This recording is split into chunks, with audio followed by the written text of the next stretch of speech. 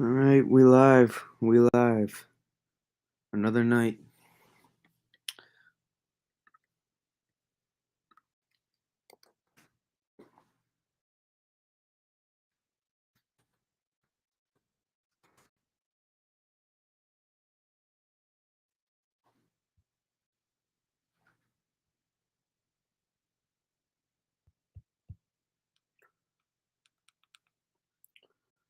What's up, everyone? How's it going? Hopefully, y'all having a good night.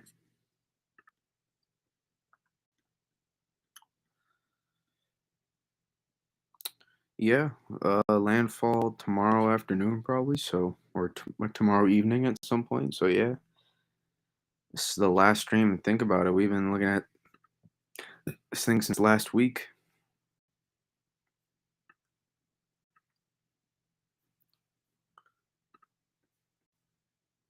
Bang. Here we go. Let's do it. Let's do it.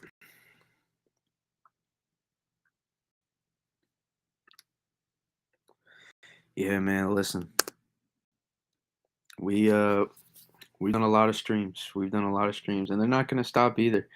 We'll probably stream again tomorrow night as well. Billy, my man, what's up? What's up, my man? Love the stream earlier tonight.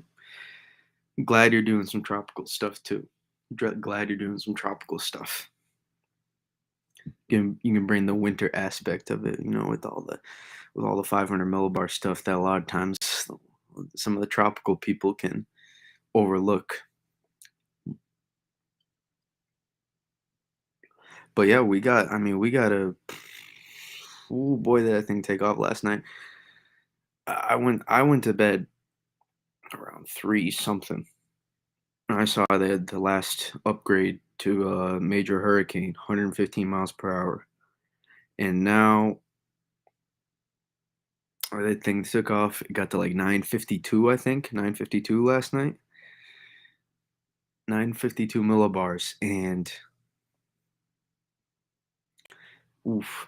125 mile per hour landfall in Cuba. I mean, like, it's kind of, I'm like messing up my words a little bit because, this has been an impressive storm. It's not like something we've never seen before, obviously, but it's a 125 mile per hour hurricane that made landfall last night. And now we got this right here is about to, Ian, same storm. Yep. This, it's about to make landfall as probably Cat 4, borderline Cat 4. We'll see in the reanalysis. They could upgrade that to Cat 4.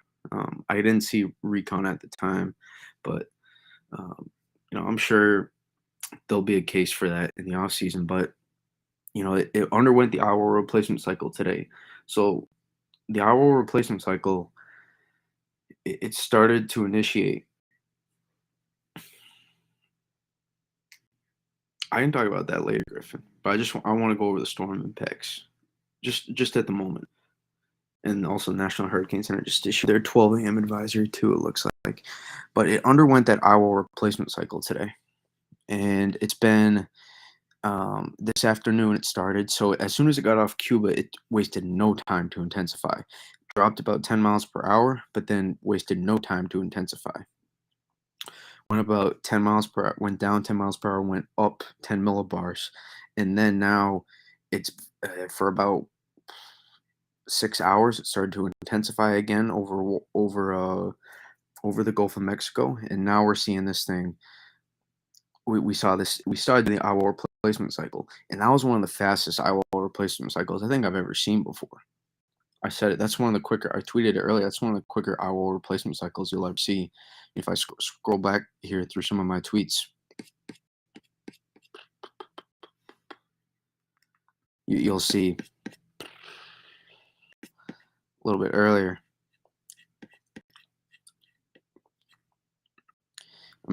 This was within about 6 hours. We had that big concentric band, and then we went. This was around the middle of its eyewall replacement cycle. Still had that inner eyewall right in here, but then notice this concentric band. Oh, we got to get the pen. We got to get the pen. There we go.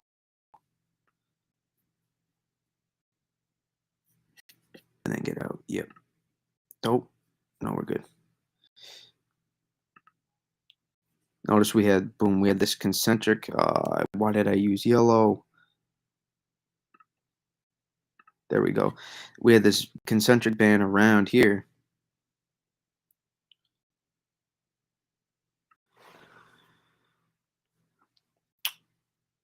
Yeah. Yeah, so with Billy brings up a good point. The large thing with the larger eye is as well not people understand is that yes, it's a larger eye. Like when people see a larger eye, immediately they're like, oh, this is the bigger the eye, the bigger the storm. Yes, but it's not quite always like in terms of intensification. Like we look for smaller storms and smaller eyes to be able to intensify a little bit more quickly. But a lot of the regular people that don't have a lot of knowledge on meteorology fail to pick up on that the strong the bigger the eye is not able to get intensifying quite as fast because you know angular momentum, which is a little physics term for you right there. The process of angular momentum, we'll get off Twitter. This was like last night. I mean, I haven't even, or no, this was like earlier today, 12Z. But process of angular momentum suggests that, imagine an ice skater. If they have all those, if they have, when they shrink down and they bring their limbs and they bring their arms closer together, the smaller eye is going to be able to intensify a lot faster. As of compared, don't compare this to the size of the United States. I'm just drawing with a background. That's it. Not an eye that big. But compared to an eye, oh, why did you shrink on me? Billy, I feel your pain now with the pen. When you get every time you get pissed on some of those streams, I feel some of your pain there. Um, but the larger the eye is not able, it's not able to intensify quite as fast. However, larger eye is not able to intensify quite as fast, but it is able to be less susceptible to dry air intrusions and shear. But what we were looking for with this eye wall replacement cycle earlier today is, notice when this happens, we have to switch. We have to, yeah. It, it's pissed me off too much with the pen tool. Uh, but uh, what we look for is, but what we're looking for is potentially some dry air to try to work in from the west, and that's what we were looking for earlier today. But we just weren't able to get much of it. The east eye wall opened up a little bit, like within the last 30 minutes, I think. But then it closed. It looks like, based on some of those last radar returns, it was trying to close off again. And when it was going under this big structural change, we were looking for this to potentially, maybe it would affect it so much that it wouldn't be able to complete an eye wall replacement cycle before landfall, and it would just maybe weaken to, like, a strong Cat 2, which is still going to be a significant storm. But this undergoing its eye wall replacement cycle as fast as it did, usually these things can like take anywhere from like 12 to 24 hours. Oop, might just shifted. These things can take like anywhere from 12 to 24 hours. Most of these eye wall replacement cycles, some take longer. So the eye wall replacement cycles usually take, 12, 24 hours ish. But this one had no problem. Within about 6, 7 hours, it started and finished its eye wall replacement cycle, which is exceptionally fast. And that's why it's a problem, because we're still, landfall is tomorrow evening or early tomorrow evening or late afternoon tomorrow. That's a problem because now we got, what time? It's midnight right now. That's, 10 to 18 hours, maybe. Yeah, good 14 to 18 hours over the Gulf of Mexico. That's a problem. That's a problem. It's already 120-mile-per-hour major hurricane, and it's definitely, it's I would, and I know we want to hope for that this can shear it off. This can shear it off a little bit before landfall. But one of my concerns with that is remember we talked about off.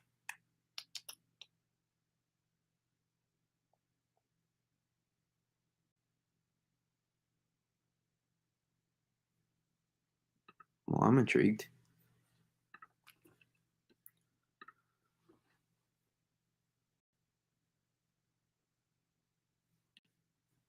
gonna take a look.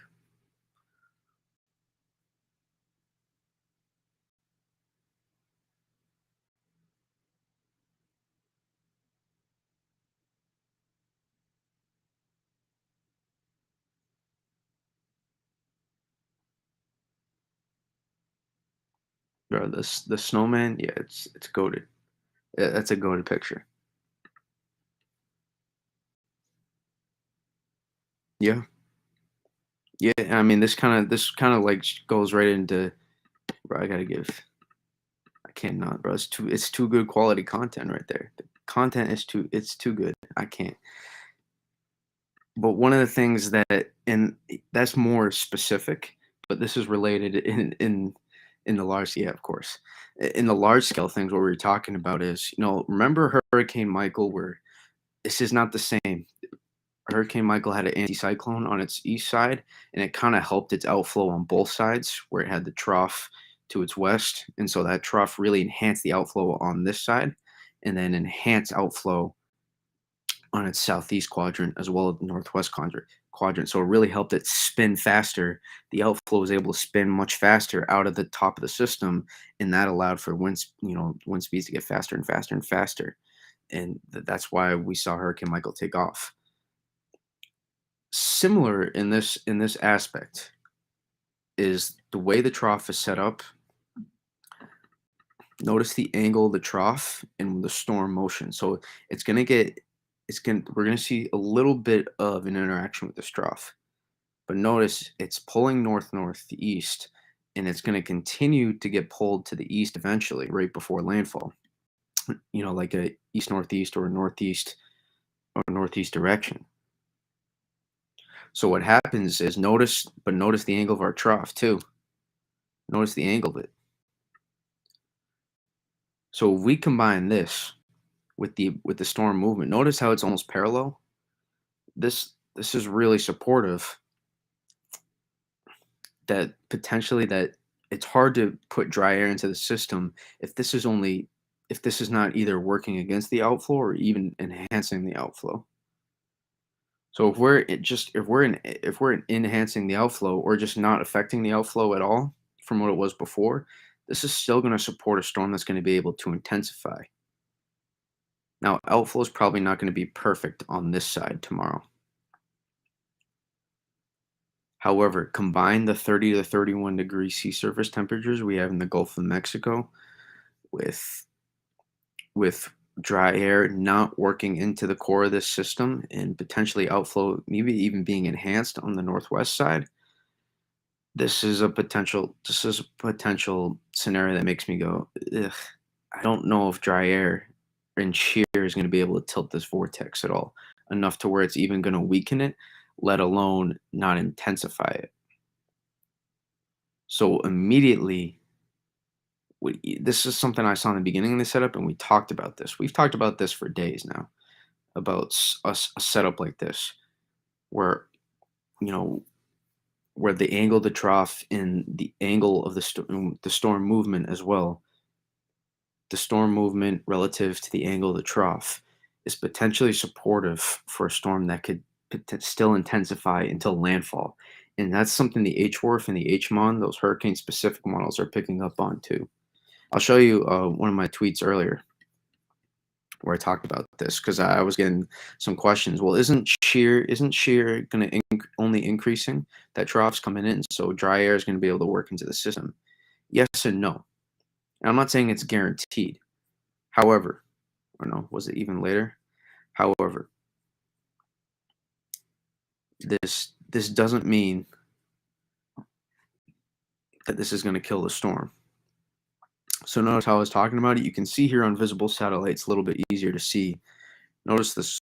I pulled out the pen tool on this one.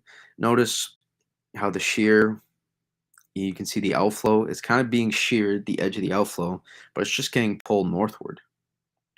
It's just getting pulled northward. And the storm movement was northeast as well, northeast. And you can see there's not really much enhancing, but you can see the outflow it's still really good on this side. Shear is not impacting the southeast quadrant. So outflow is going to continue to remain somewhat good on the east southeasterly side. Now, if I played you the next clip, or this was the same picture, we just talked about the angle of trough and the storm movement as it starts to turn to the east northeast or northeast movement. You see the angle of trough, the way the jet stream set up. It's not going to, I have a feeling that this is not going to kill its outflow all too much. Now, and you can see Hurricane Michael, a little bit different setup, a little bit different setup. Sea surface temperatures, time of year, the different kind of trough, etc. There's so many different things, but it's kind of the same. It's a little bit of the same concept what I'm talking about, where it's able to enhance. Outflow is going to be able to get enhanced potentially on this side, and we had the upper level anticyclone that was able to support the outflow on the southeast quadrant. So basically, it was like on just on the surface when you looked at it maybe days out, you looked at it and went, man, it's gonna have to work through a lot of shear. But in reality, this was the perfect upper level environment for this storm to really intensify. It was as perfect as it could have needed. If you combine that with like 30 degrees C, if you combine this with 30-degree sea surface temperatures and the same upper level ocean heat content that storm had now, Michael could have been even bigger. But that's another conversation for another day. So we combine all that. Well, how strong can the storm get? When I bring this up, well, we play it out. Pressure rose a little bit after the hour replacement cycle. Uh, After that's now that that's just about finished, if not finished, we're starting to see intensification resume. Pressure rose about, I think, like 6 to 8 millibars or something, around 8 millibars, maybe 7, 8 millibars. Uh, we can Do we have recon up? Yeah, we do. Yeah, we take a look here at recon.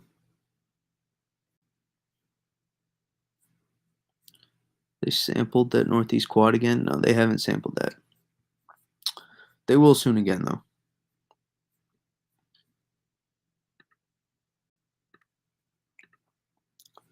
About a 953 millibar pressure from 947. So it rose about 6 millibars. Rose about 6 millibars.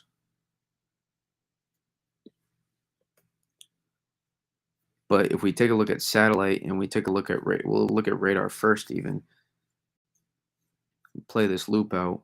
So please play. Yep.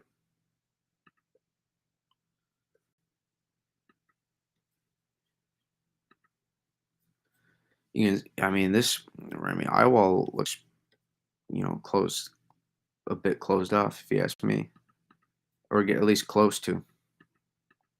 Notice I was open.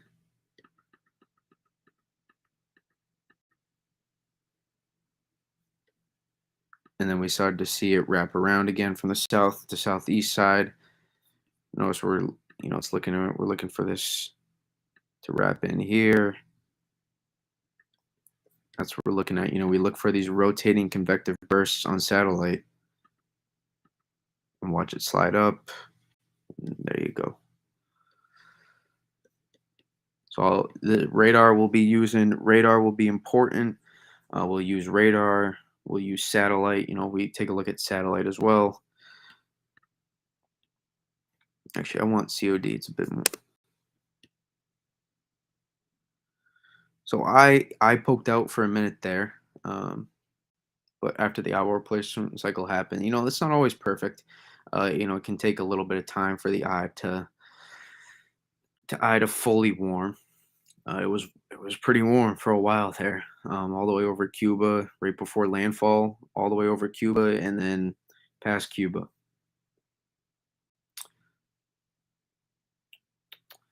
So now, in the mesovorts on this too. I mean, is it not quite as visible?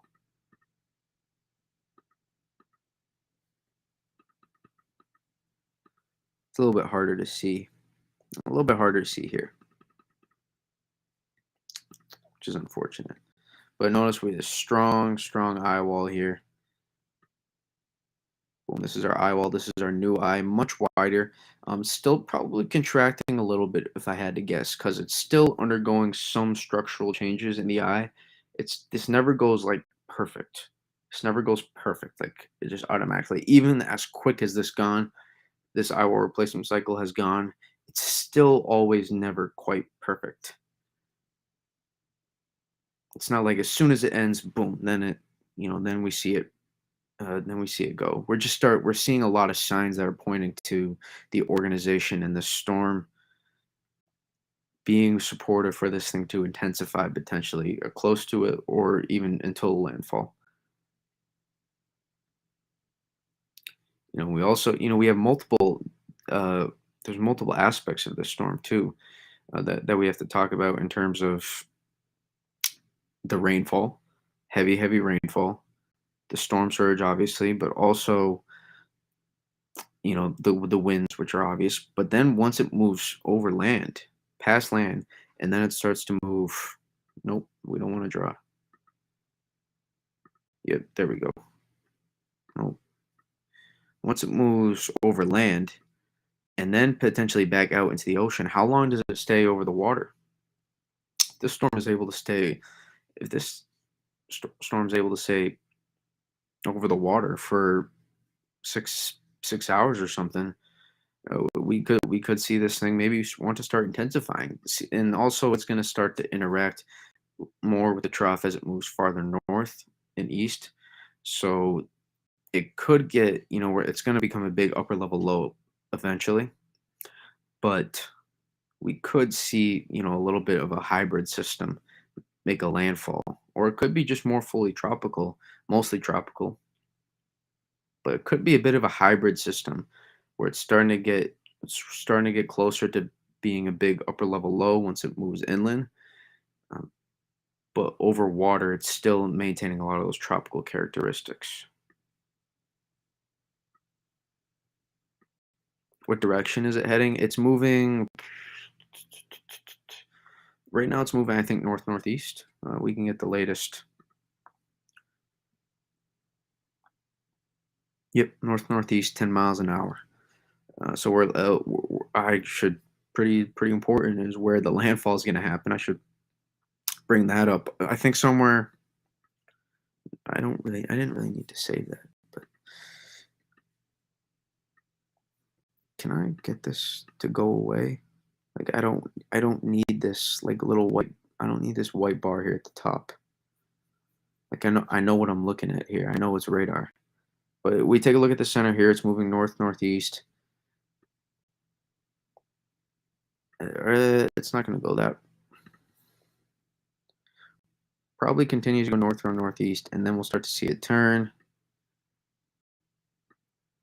somewhere, and then maybe it's able to sit on the coast a little bit longer. That's the one scenario that's still on play that has a little bit of uncertainty. But chances are, we're looking at a landfall somewhere between here, maybe a little bit farther north. I may be underestimating it. We're looking at a landfall probably anywhere from here to here is my guess. Somewhere around the Port Charlotte, Cape Coral area. I would probably lean towards Port Charlotte being in a position to get some really significant storm surge. And again, it's whoever gets special advisory. Why do we have a special advisory?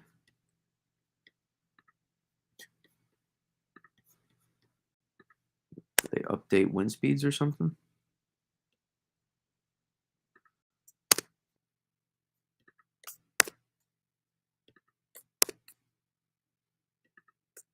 National Hurricane Center just issued a special advisory.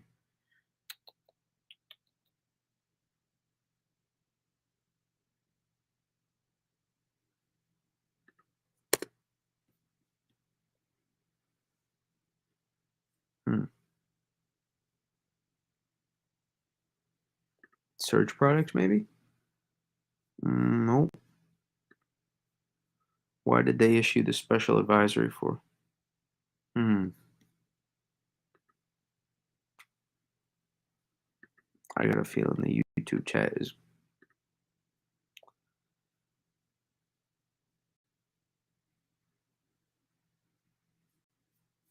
Yep. Um.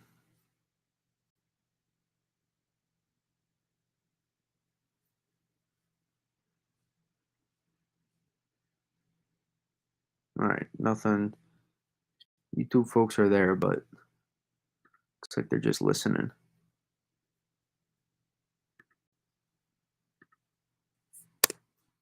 Yeah, just special. I guess trying to get this message out. They put cause life threatening storm surge. We're looking for storm surge double digit feet.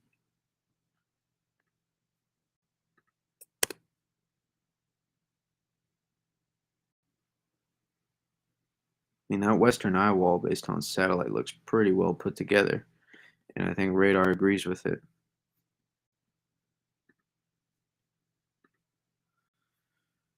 I mean, that's a pretty well put together eye at that point.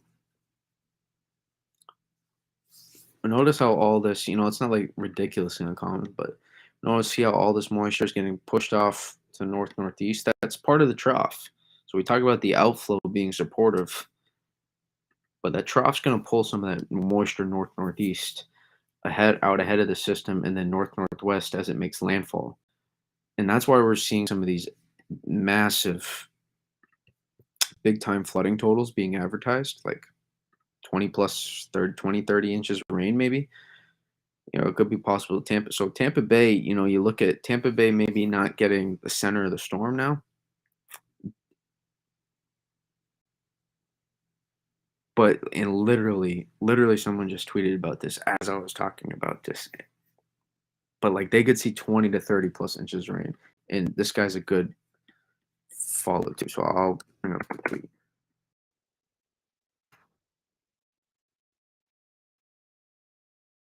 Shout out Mike. Great winter weather forecast. He literally just tweeted this out.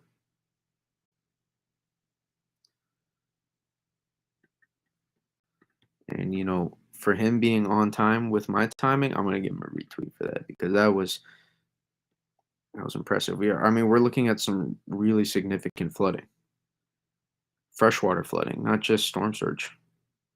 Some big time rainfall totals. We could be looking at some isolated, 2 to 3 foot totals. Luckily, the storm movement has been moving a lot faster. So, but you got to combine. This is the rainfall on top of what they've already seen. So we could be looking at some 2 to 3 foot rainfall totals, all said and done. So a lot of people are going to add on uh, another 10 to 20 inches of what they already have now, ranging from all the way from the west coast of Florida to even the east coast. And also we have to also consider that this storm is probably going to slow down a little bit as it goes over either water or slides briefly over water. It's probably going to slow down a little bit. And remember the trough pulling moisture this way. So we're going to have to worry about potentially some heavy rainfall totals in the southeastern part of the southeast part of the country, from southeast Georgia to eastern South Carolina and southern and southeastern North Carolina. We're going to potentially have to worry about some pretty heavy rainfall totals in there as well. And I think National Hurricane Center talks about that. Yeah, you can see.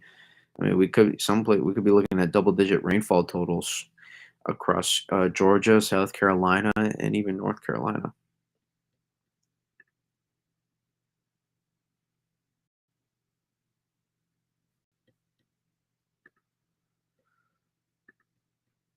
Weather nerds, man. Weather nerds. Weather nerds has been they had a rough go around the storm. They've been my go-to for so long, but they've been so slow. They had to shut down because of traffic today. But they pick up on the eyewall lightning. I mean that oof, minus 85 degree cloud tops.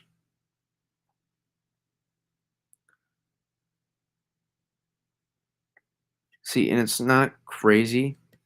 And honestly, right now is right about the time where I'd expect it to for shear to try to impact the storm a little bit.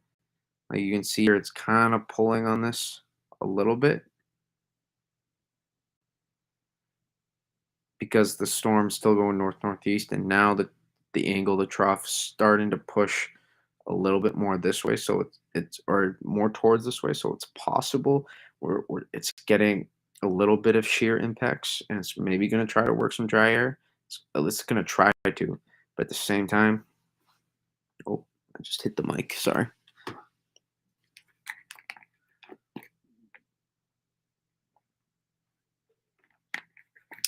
But at the same time, I don't think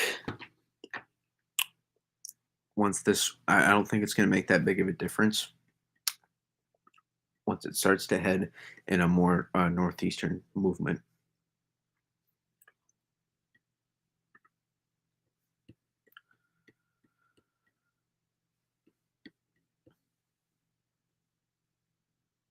Scooby Chicken, that's a hell of a name.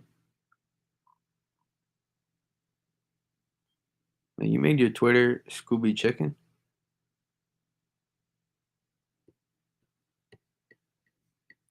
You really like Scooby Doo and chicken that much? Or is that just a. I'm sorry, I don't usually, when someone joins, I really usually don't, mention anything. But man, Scooby Chicken, that's a heck of a username right there. Bro, that does sound like a YouTube name.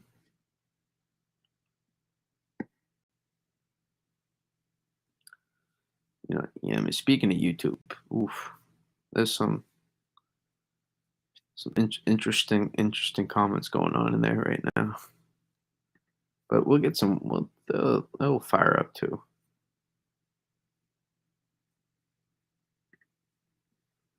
And I mean, we talk about these sea surface temperatures. So, I mean, they're probably like a half degree cooler because of all the rain over the past couple days or so. But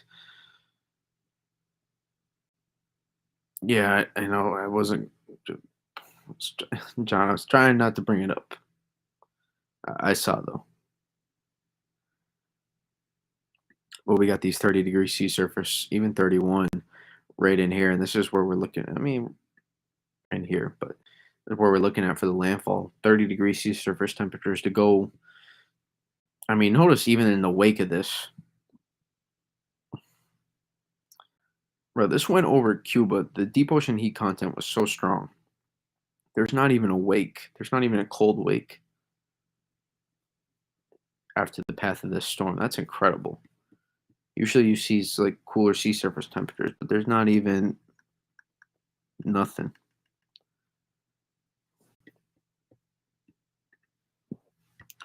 Had the right environment. It's moving relatively average pace too. It wasn't super slow, so it wasn't able to we weren't able to see any of that colder water well up from the surface.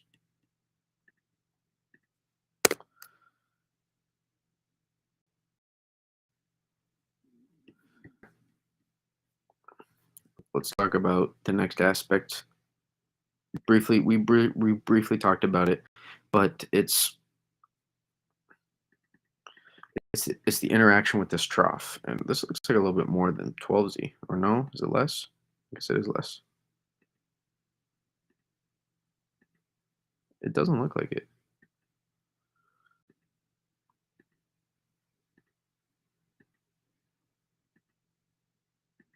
Yeah, it is a little bit, minor difference, a little bit stronger.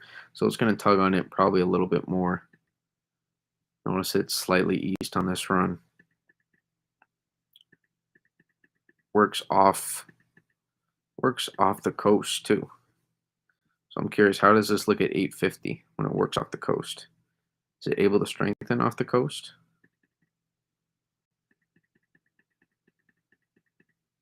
Holds intensity, that's for sure. I mean, what kind of lamp are we looking at? Is that weak tropical storm or something? That's almost a hurricane. Is that almost a hurricane? Or am I just tripping?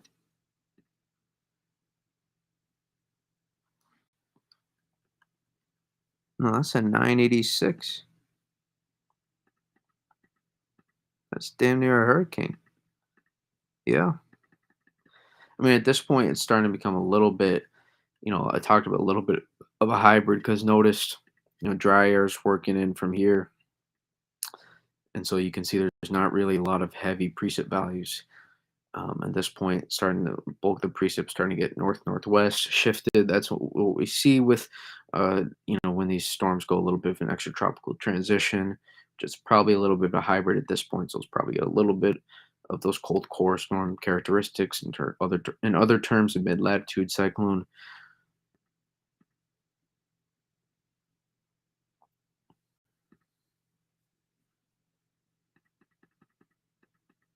But hell yeah. So what would concern me here too is notice how the Florida coastline shapes like this. We have land. Notice how we have land. Yeah, yeah, I think it's pretty obvious we have land right here. And how this works is this is how the storm, these are how the winds work. So we push that back. These north northwest winds are going to push storm surge into the ocean water, into landfall. So if we have a storm that holds intensity or even intensifies, yeah, it looks like it even drops a millibar. Gets around the mid nine, stays mid 980s as it moves off the coast. And even then, the euro is it's what is it? I mean, it took this down a lot more than it has in previous runs. Euro is really confident that this storm is going to intensify.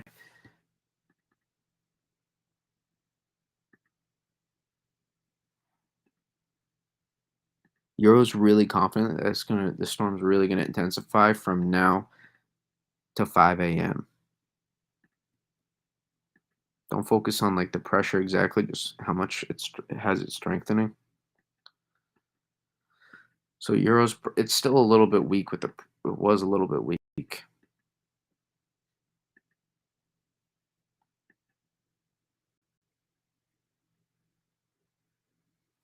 So it's probably still a bit off. So imagine if it's only got that over water there. Imagine maybe probably subtract 5 more millibars, 10 more millibars maybe. So we got, potentially a strong tropical storm, weak category one, making landfall against somewhere in Georgia or South Carolina, likely. So we're gonna have to start talking about maybe some minor to moderate storm surge impacts along the coastline here as the storm moves in. And then also notice the winds will push storm surge into the Jacksonville area as well. So it wouldn't shock me if we saw maybe some 3 to 5 foot storm surge in a Jacksonville, and maybe 2 to 4, 3 to 5 foot storm surge as well, pushed into South Carolina. So probably no life-threatening impacts in terms of storm surge, but we very well probably no major life-threatening impacts, but very well some significant storm surge, quite a lot more than usual. I think the GFS doesn't quite push this as much.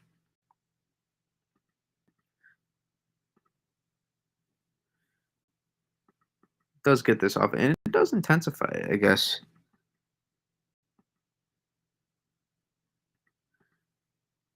985 does intensify this about 5 millibars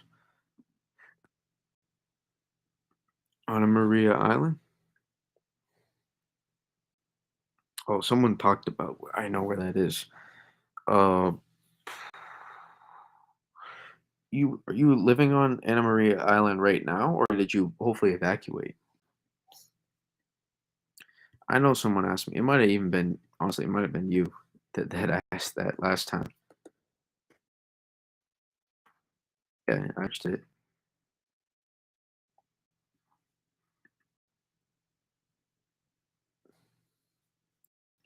Or I mean, you're not. Are you still there?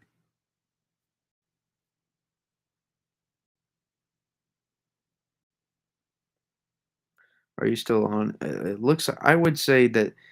Um,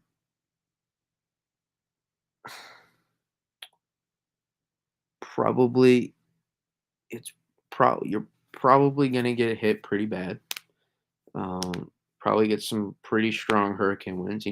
Probably have a shot for wind gusts 100 plus miles an hour. Probably the 80 to 100 plus mile per hour range.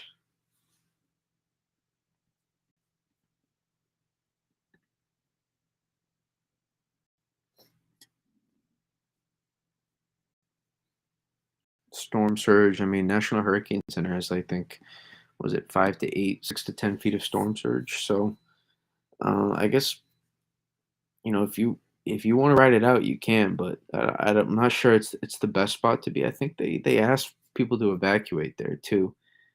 I mean, yes, but you got to think about this too. I mean, you live on an island, so you can get storm surge from here. Or let me get yellow. You can get storm surge from here and from this side, which makes you a lot more susceptible.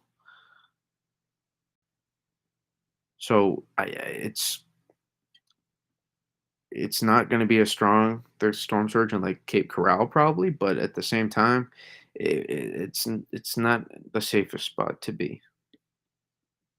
So just a heads up, it's probably not where you want to be. I would have probably if I had the means, if I had the means and somewhere where I felt comfortable staying, I would have probably evacuated because combine that surge with 20 plus inches of rainfall and 80 to 100 mile per hour winds. That's a lot of you're increasing your chances for something to happen there by staying there. So I don't know if I would have stayed. I mean, I'm pretty crazy and I like the weather, so I probably would have just gone somewhere else that's a little bit safer in terms of being able to get out of there after I've storm chased. But because being on an island is a little bit different than being somewhere where I can get on an interstate inland. But that's just my 2 cents. Because Port Charlotte's probably going to get the biggest um, storm surge totals.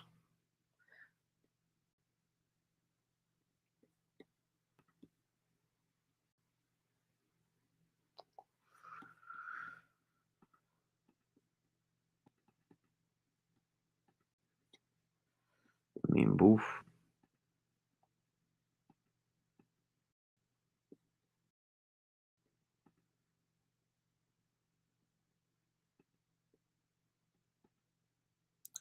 Looks like some dry air's trying to get in. So dry air's it's playing its part a little bit, if I had to say. Not so much in this north northwest quadrant. Looks the eye wall looks relatively healthy there. As we talked about earlier on that tweet from Billy earlier. But looks like some dryers trying to work in and has been preventing the eye wall from closing off on this side. How long does that last for? It doesn't mean this isn't still intensifying, but it's preventing it from intensifying as much as it could. But again, I think once we start this storm start to shift a little bit more to the northeast rather than the north northeast, I think that will prevent dry air intrusions. Not completely, but it will work to help.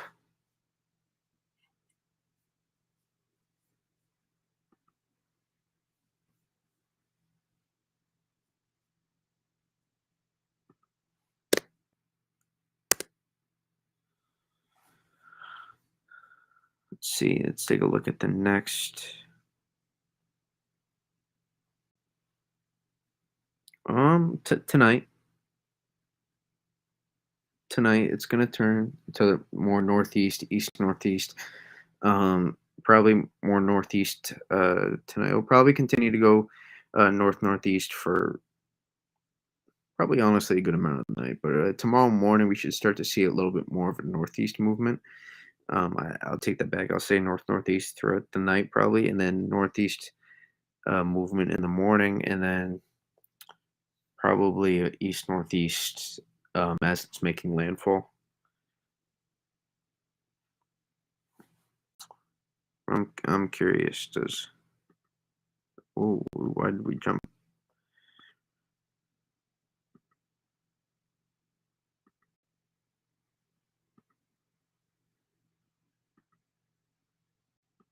Hmm,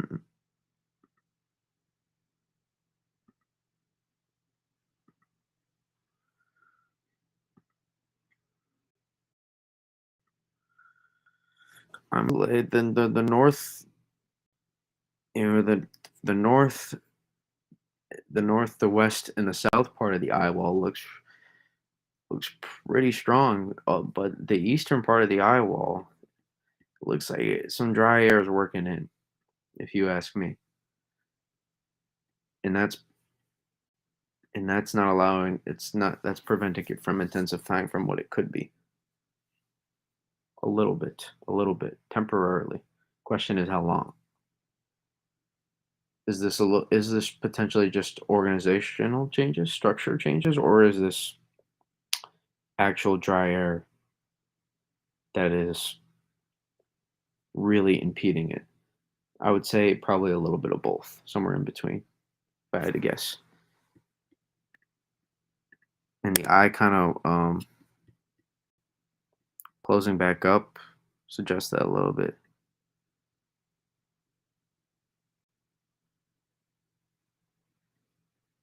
You can kind of notice how this it's really Western eye wall is really cooking, but notice how it's not tight. This convection is not wrapping tight. The angle, the way it's wrapping is not super tight.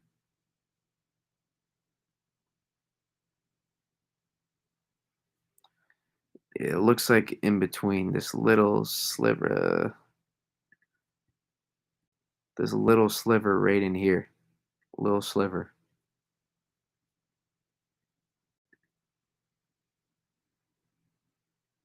They may not last for much longer though, based on I mean this Western eye wall. The convection popping from this Western eye wall is just cooking. I mean, these are near minus 90 degrees Celsius, like legit. Not just like we say that like minus 82 when we just bring it kind of close to minus 90. Like these are some legit minus 90 degree Celsius, very close. So I'm starting to wonder.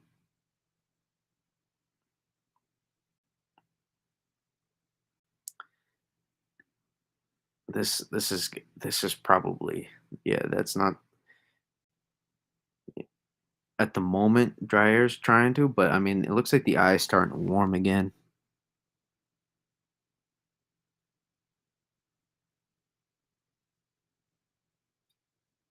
Certain parts of it. Curious if recon's it's a good it's helpful. Can never get enough recon. I wish they would go back in there. I wonder if they're gonna slide through here and then cut through and then get the northeast quad again. I want to see if they're getting any of those stronger winds.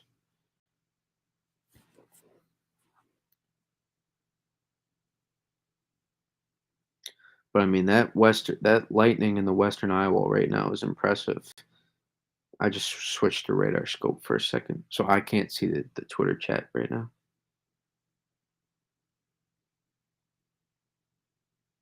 It looks like the eastern eye wall has closed off again. Yep. Yep. Oh boy. Here we go. I say that, but the radar behind is a little bit behind on the NWS. But yeah, I'm gonna take that back. Last few frames, you can really see the eye wall close off again, and that is no bueno. That is no bueno. That is a lot of eye wall lightning too.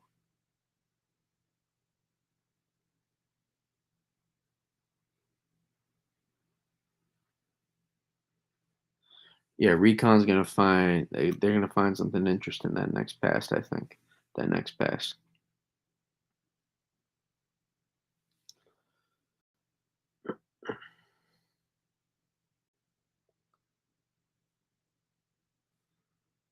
I'm not gonna be able to see the Twitter chats for a second. Sorry.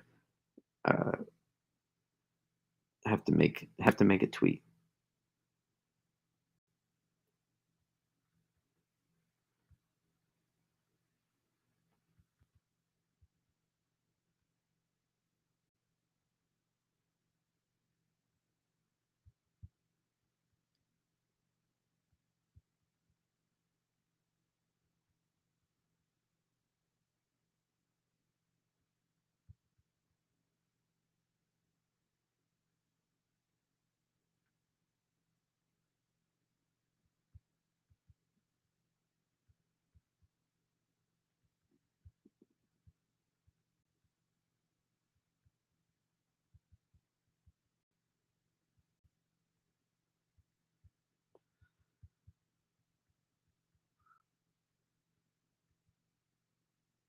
Quality content tweet coming, I promise.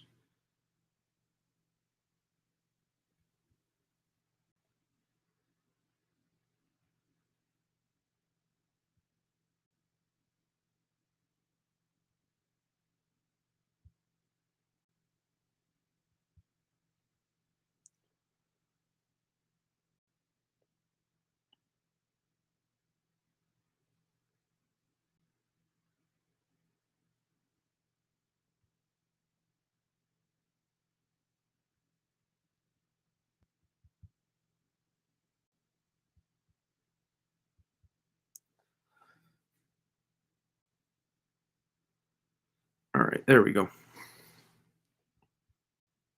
Now I can read chat again. I missed if you did send a chat in like the last minute or so, I probably missed it. Sorry.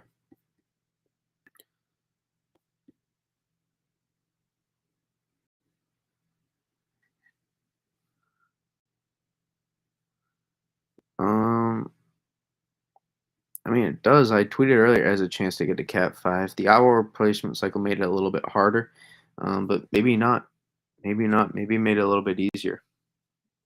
If it's going to make it harder to get dry air into it, the intensification we see over the next 12 hours or so, 12 to 16 hours, that could really that could be enough to get a like a I mean 40 miles per hour. It's possible. 40 mile per hour increase, 12 16 hours is very possible with the environment that we have. So it is possible.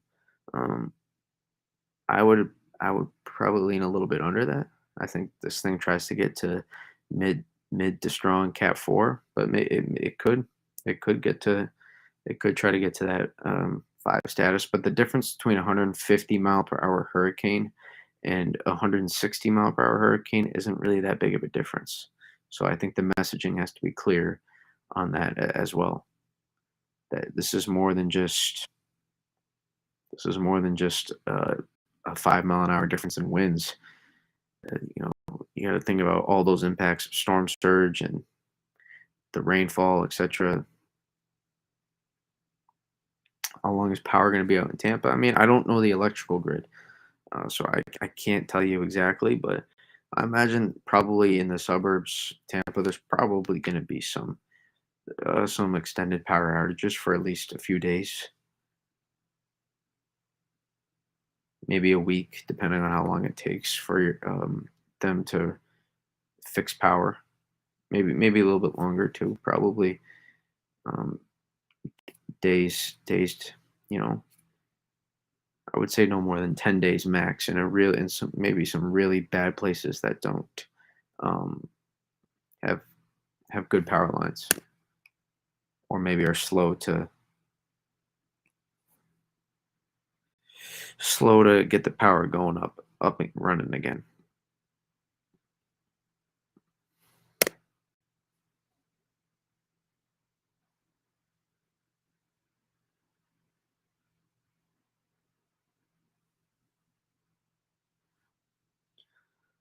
I mean, boy, oh boy, did that Eastern Iowa recover though.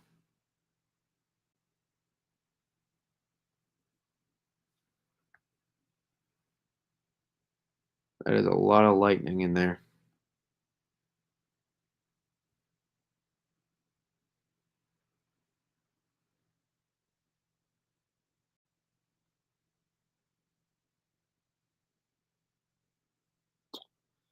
This is just one impressive storm. I mean, sorry, I'm looking at so many different things. It's captivating me. The mesovorts on this system too, in the eye, harder to see. A little bit you can see, but there's little spikes right on the edge of where the eye starts to get calm and on the edge of the eye wall. And that's where you find your really strongest winds that almost when those hit, they feel like tornadoes hitting. They hit like tornadoes, those mesovorts, like quick tornadoes. That's what it feels like, really strong with these powerful hurricanes. Usually, they're more common with major hurricanes. You don't usually see them with Cat ones and Cat twos, or maybe you could see them with strong Cat twos. But these mesovorts are really tight spin ups. Um, that feel like that are tornado like, but they're just not. They're not tornadoes. They just, in terms of wind speeds and how they hit, these things could produce gusts. With the current storm, probably 150 miles an hour or plus. These kind of mesovorts, and they mean business, and they can then to do some pretty localized severe damage.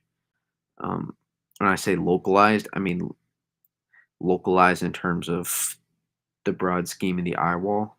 These are localized a bit stronger than the average of the eye wall. So this is a storm that I told you, it means this thing means business. It is not playing around.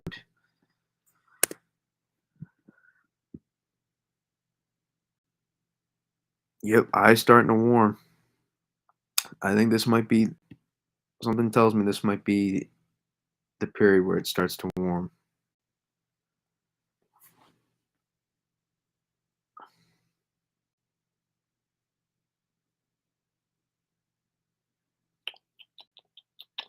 I mean, this is just one impressive satellite loop. Two, it's only going to get more impressive.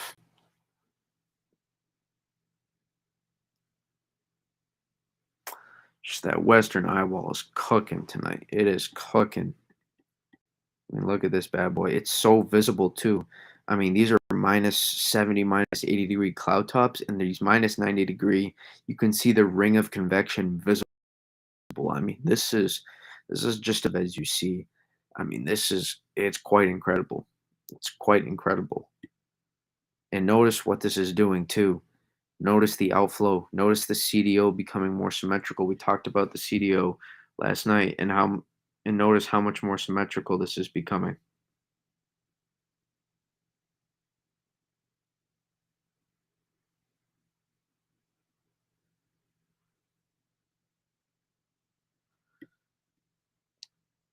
Notice it expanding too. This is helping the outflow. Notice this stadium effect here. This is expanding.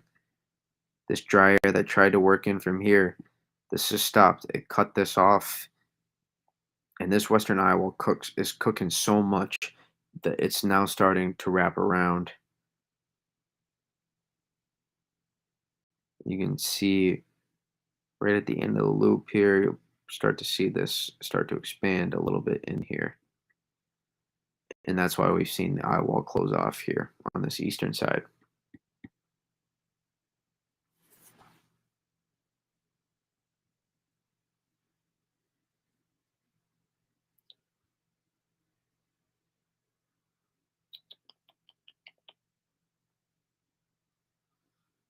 Mesmerizing, really.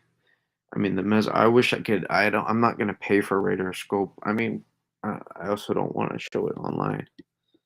Can I? Can I don't think you can link up your radar scope. I wish I could show radar scope.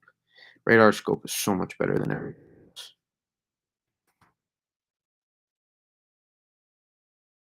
I don't think you can link up.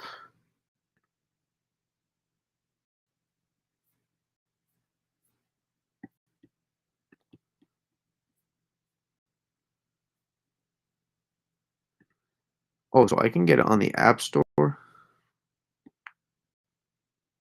And could I connect it?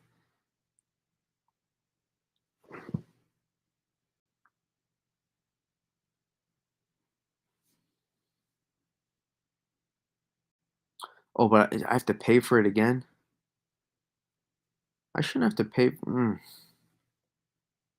sorry, Radar Scope is just so much better, and I can see Radar Scope clearly on my iPad, but you can't all see Radar Scope right now. And I mean, the lightning in the southwestern Iowa is just utter ridiculousness right now. I wish, I mean, Weather Nerds is going to be able. I can show you that on Weather Nerds. Radar is visually more appealing, but look at the ridiculous amount of Iowa. I mean, if I zoom in here, we can get a.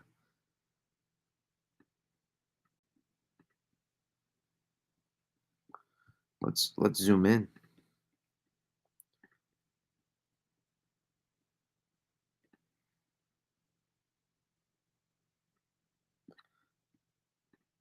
Let's find out how many lightning strikes. 83. Whoa. That's a lot of eyewall lightning.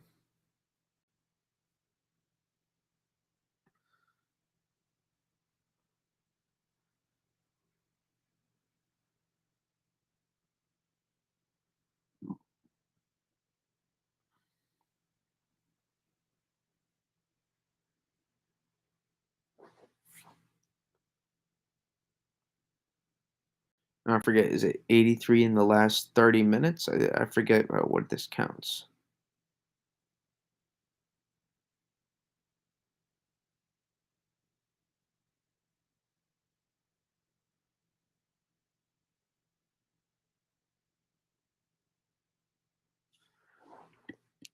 Matter of fact, we can live tweet this though too.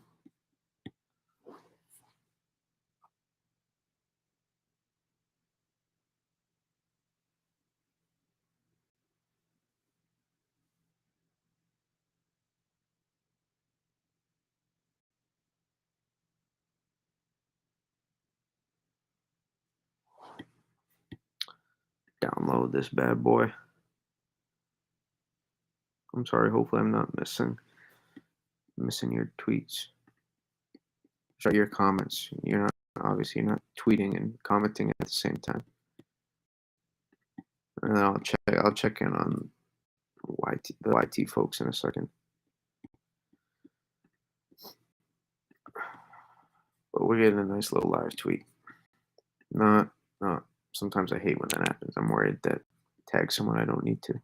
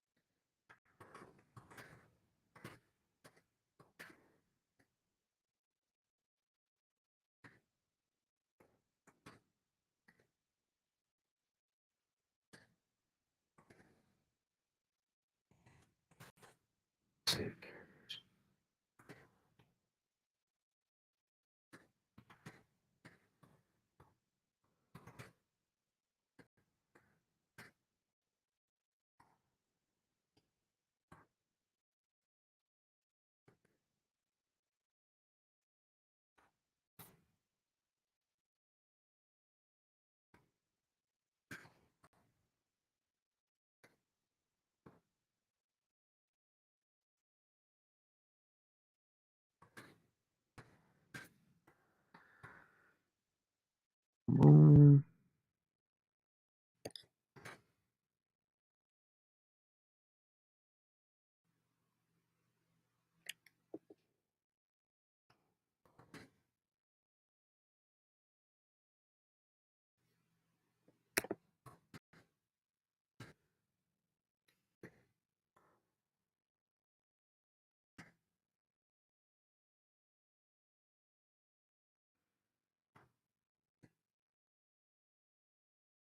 Now we gotta fix the spelling.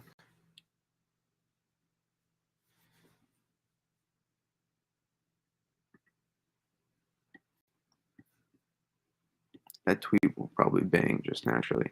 That's not what I think of when I make those tweets. I'm just thinking about the tweet and what I want to say. But once you finish typing and once you put the image, you got a feeling of some stuff of what people want to see. All right, what we got going on?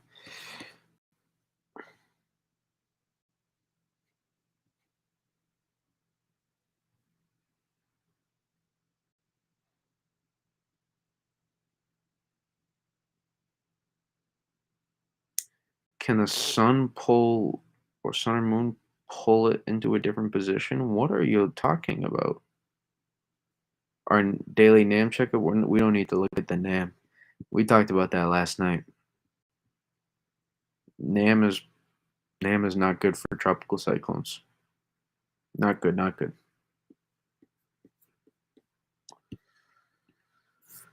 Yeah, look at the eye warm.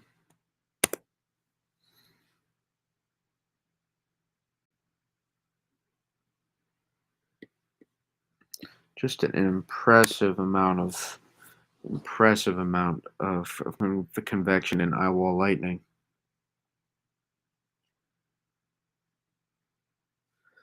Is recon close? Please tell me recon is. Oh, we don't need. We want the core data. We want. They do a great job. I just. Oh, whoa. 9:49. When did we get this pass?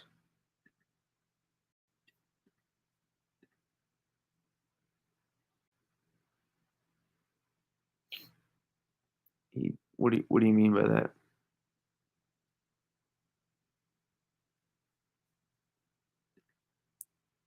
Drewski, what do you mean by that? No, I'm just kidding. But like, I don't understand like the weather. Oh, this looks like that was the 9:47 from a little while ago.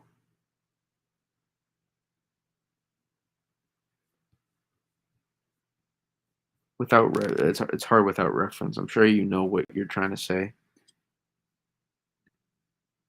but without reference, I'm not. I don't know what he was trying to say.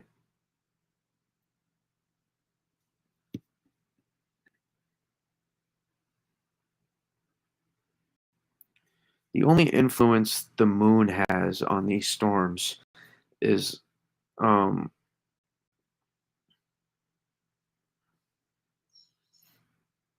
bro, why am I gonna look at the track of the storm if it's got an 880 millibars? I, I know you're putting the comment, but like he in general has some decent content, but then again he just has a lot of model stuff. But he's a good follow for Connecticut people. But and again, it's not always related. We are talking about this with the mesoscale models, it's a bit different from the global. With the global models, we're not really expecting them to get initialized perfectly with the pressure, but we're just looking more for track. That applies more to global models, I think, in my opinion, than it does with the mesoscale, especially mesoscale models handling tropical cyclones. And I'll get back to the moon. The only influence the moon has is the tides. Um, the tides, when the moon gets full, we see full moons, eclipses. We can get astro tides, and those can, we talk about king tides that just happen without any storms. That's the impact we see from those. Otherwise, the moon can't affect storm track.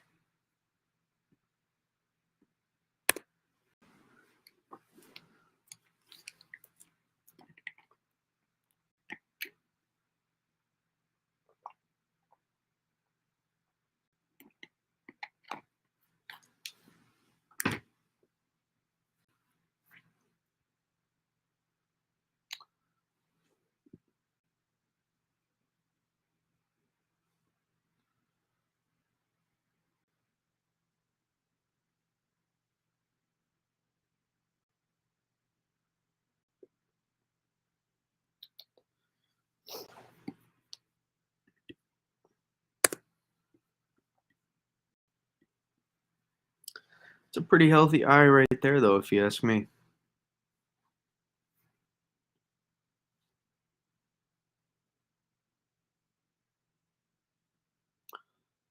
Curious. The eye is closed off on the east side, but I'm curious when we're gonna see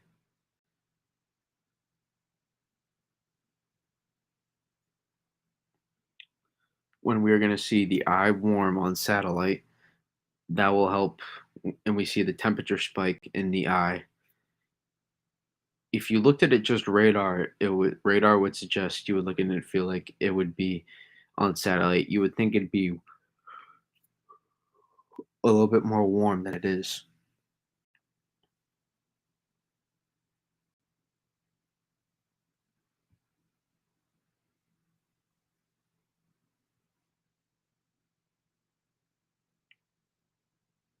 But and I'm also looking to see when eyewall lightning starts to pop on the eastern quadrant too. That western has just been popping.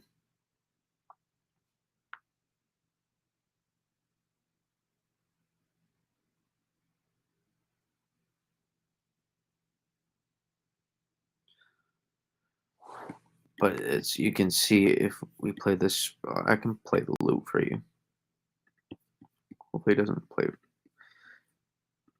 I don't really need to play that far back. But what's starting to see now is see a little bit drier worked in. But now these bands are starting to feed into here. It's got this popping convection.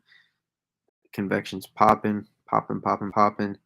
But and where it's popping, it's starting to push convection into the eastern eye wall now, which is allowing the eye wall to close off, therefore allowing it to intensify.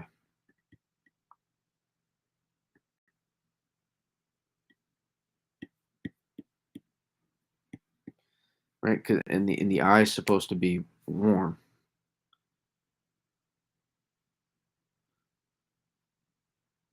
The eye is not supposed. We're not supposed to see big, towering, big, cool cloud tops in these powerful hurricanes in the eye. We look for the eye to warm.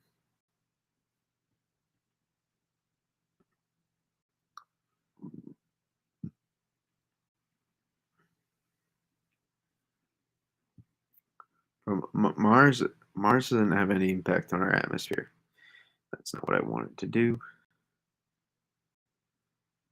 27 notification. I don't know if I want to check all those. It's hard when you post links into the tweet into the Twitter chat. Yeah, no, thank you. But when you post, it doesn't it like just it puts like the link, but I can't click on it. Like so, it just puts the link in. I would like have to copy and paste it,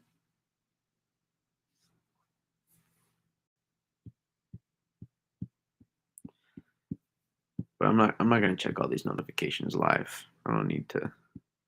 I don't need to show the world how I look at my Twitter notifications.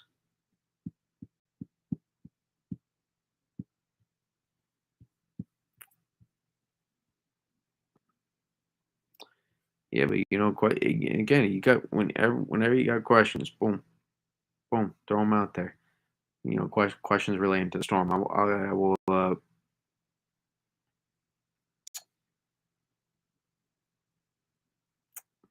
I will bring it up. I mean, you don't have to post it. I understood what he was talking about um, with that tweet, so you don't have to go out of your way to post it.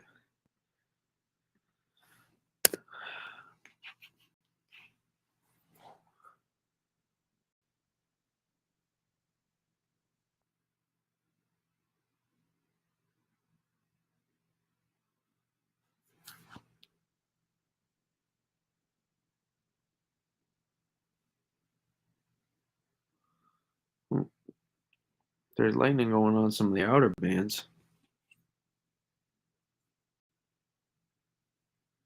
It's a little bit delayed, but there is.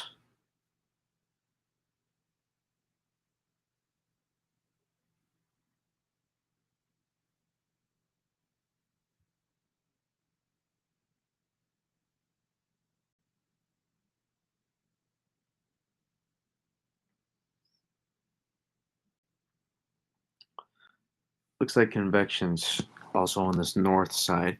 The NWS these loops are slightly behind,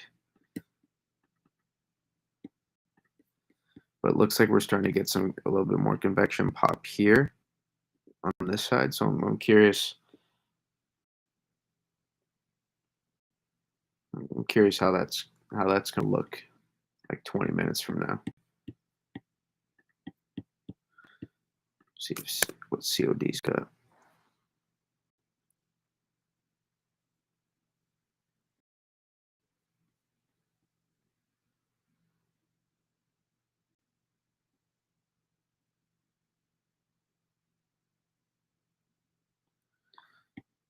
Still struggling.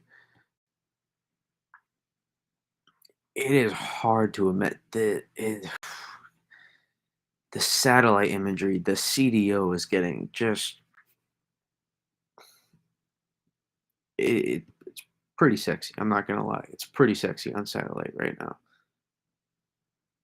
I'd saying that about a storm that's going to do a lot of damage, but I mean the way the stadium effect, the way the CDO is expanding and the eye is centralizing in the CDO, it is just it's getting really good and it's getting hard for me. Like even though that we're not seeing the immediately visible convecting wrapping around this eastern part of the eye wall, it's closed. The eye is closed off without a major significant pop of convection. And I mean, this structure on satellite is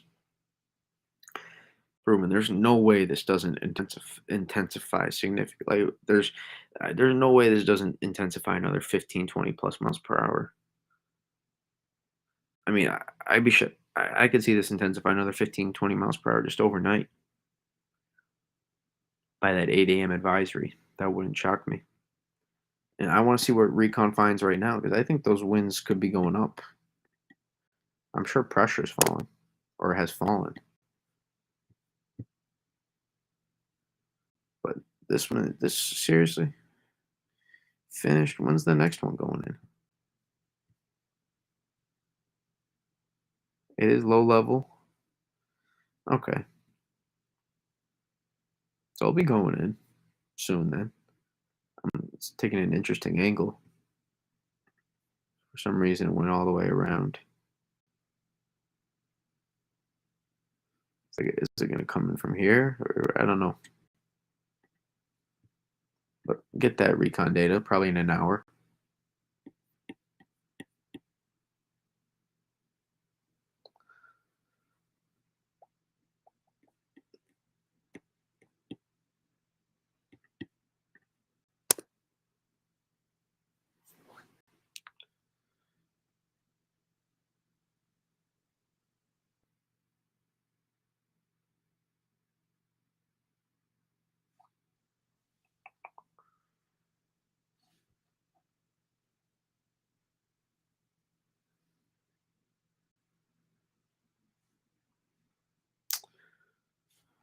And we'll switch back to radar. Actually, take a check.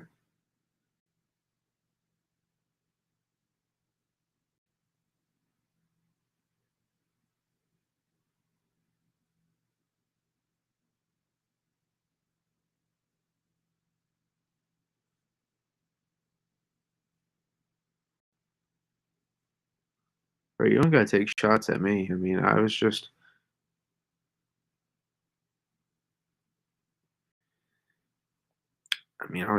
I'm talking about this storm specifically right now, and I started seeing Mars in the chat and the moon.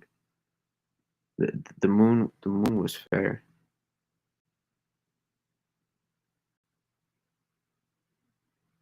Well, no, this is a question up my alley right here.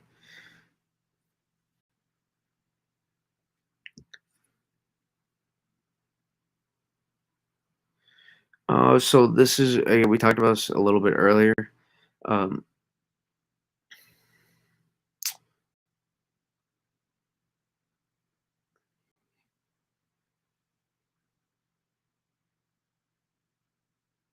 bro, you're asking some good questions. Pete plays. You're asking some good questions.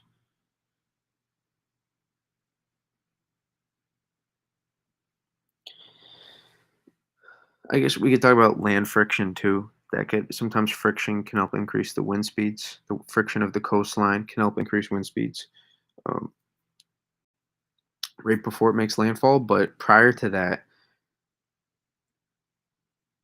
the short Iowa replacement cycle gives it more time to intensify over the water. In the short eye wall replacement cycle, it allows for a shorter time of weakening as well. We saw the pressure rise like 5 millibars. Um, it's a shorter time of weakening, and also you combine that with after it's done with the eye wall replacement cycle. We talked about a lot of the aspects of the way the outflow is set up in this system. Hurricanes need good outflow.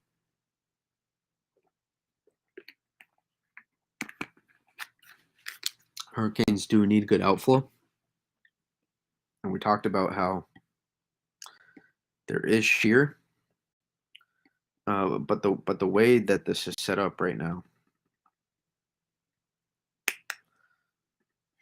look here, the way this is set up here, notice this is our wind shear, but look at the direction it's pointed. This is nearly parallel.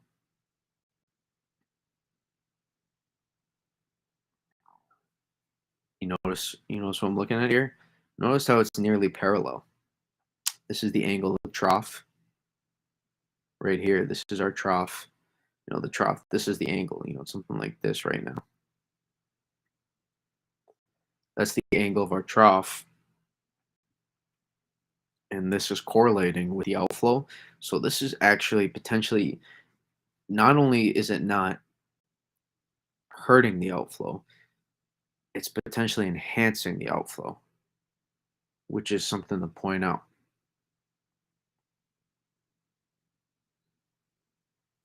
Now notice here, this is not enhancing the outflow. And this is honestly was probably working some dry air. Notice how these winds are pointed into the system more, and this is probably what was working some dry air in.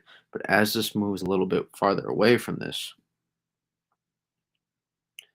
is probably where we start to see some intensification tonight into from now and possibly until landfall.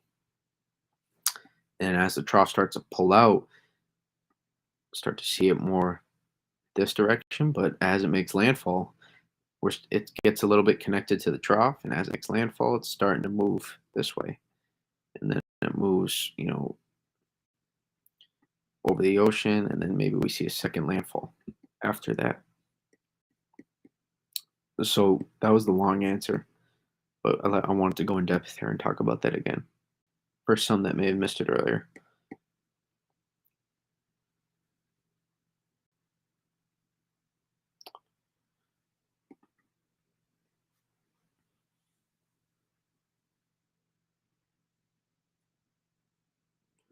So the rapid intensification and how it's correlated to the eye wall replacement cycle, and we talk about the size of the eye now, is we talked about angular momentum, which is the figure skater. Imagine when they bring their limbs together and they shrink down and they bend their knees down, they bring themselves closer to the surface, and they can spin a lot faster.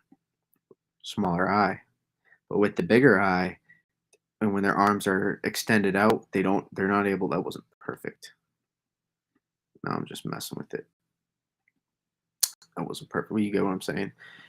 You get what I'm drawing. The bigger eye is now arms are extended.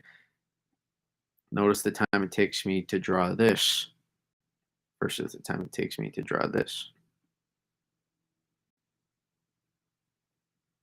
That's another example. The smaller eye, the wind speed, the rate. The rate. Now, the second analogy isn't as perfect. It also looks like I just drew two eyeballs. But you get the point I'm trying to make. Those the smaller eye can intensify a lot faster. Not a lot, but a little bit. But on the it's possible here a stronger eye is going to support more intensification on the semantics that there is wind shear, and any little wind shear and dry air intrusions are not going to be able to be impacted as much with this much larger eye now. So now that it's closed off, it's going to be harder to open this eye up and halt strengthening.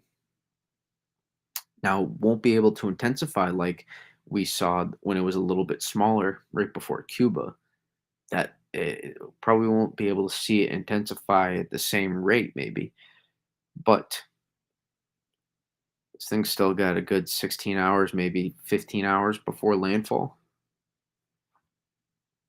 You combine that with any possible dry air and shear intrusions. Now I know I said the outflow is favorable on the northwest side, but there's still little hiccups that can happen in between that. So if it's not able to work in any as much dry air, that could be this can mean the larger eye is better for intensification under these circumstances where there is some wind shear. So in the fact that I was able to complete its owl replacement cycle so quickly, not feel too many dry air intrusions. There was a couple that opened up the eye in the process, but for the most part, it was a pretty smooth. It was about a 7, 8 hour process, maybe a little bit less even, which is pretty fast. They usually take 12 to 24 hours. So with this happening, this now can allow for intensification over the next 12 to 16 hours, as long as the environment kind of sets up like I think it's going to. And by the way, I'm just pointing it out. If it moved over this upper level anticyclone, if it moved over this parallel at this angle, this would be some of the fastest intensification you have ever seen, with the trough to the north pushing this, and then the upper level anticyclone helping outflow like this with 30 to 31 degree sea surface temperatures, or 29 to 30 degree sea surface temperatures with formidable deep ocean heat content.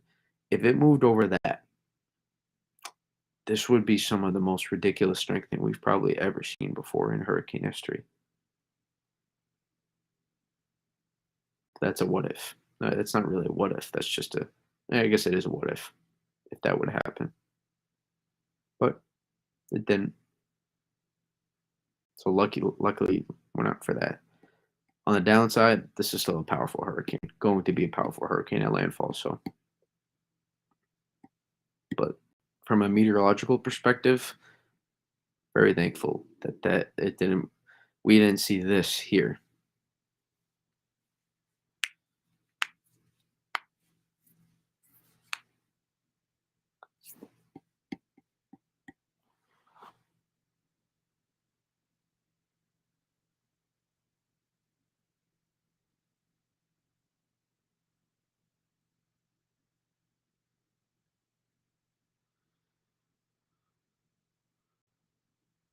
I think it's still closed off, but there is still a little bit drier trying to work into that northeast. If I show you radar, harder to see probably on that because it's about 5 minutes behind from radar scope, but there's a little bit of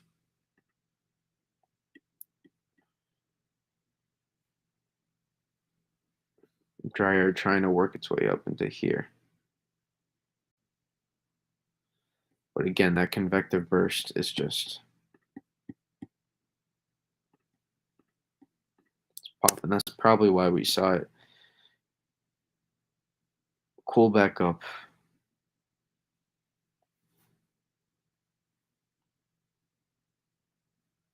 Dryer is doing the best it can, but now seeing this start to pop a little bit,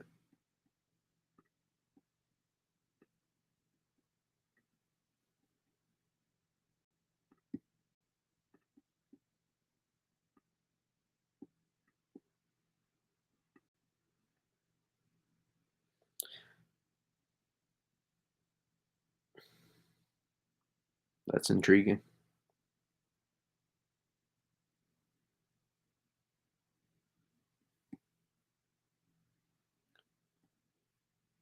Still a little bit curious on how it's working all that convection, how it's working that dry air in, despite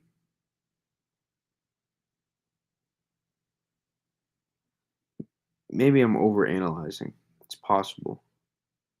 I could be overanalyzing. And it could be just the structure and how it's evolving, but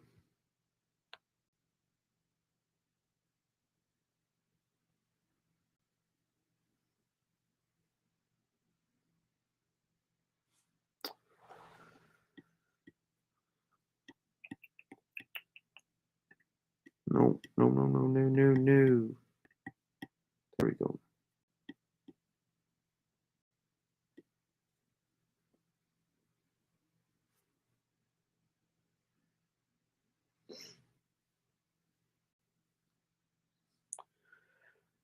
No, it's really not a bad question. You've had probably the maybe some of the best questions out of the YouTube crowd.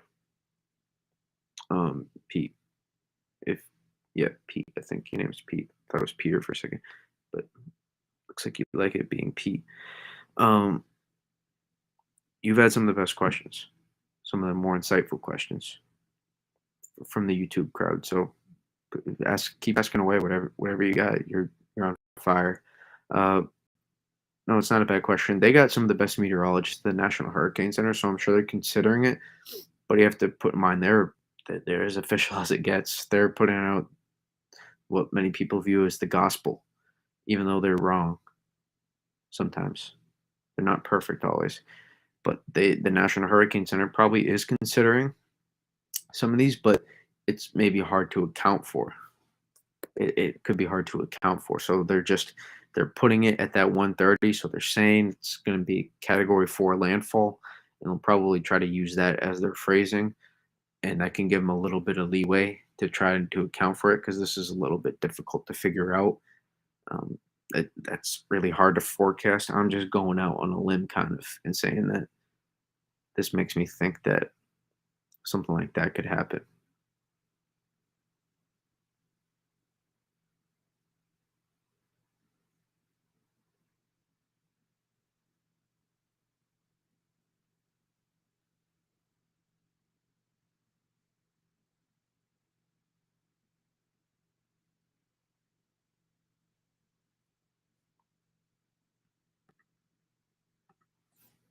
Come on, Recon.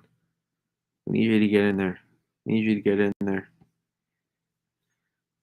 I'm surprised there haven't been more recons going into this. I mean, for where the storm is in relative location, I feel like we should have way more recon.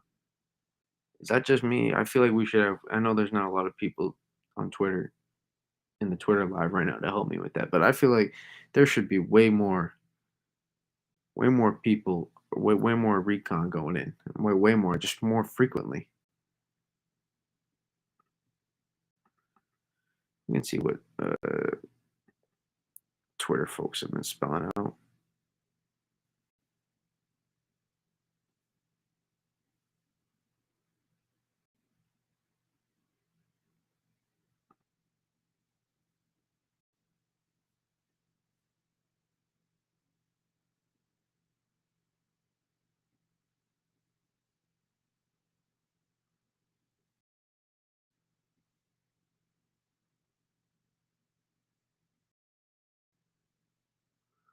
Just exploring a little bit now on Twitter. I'm trying to.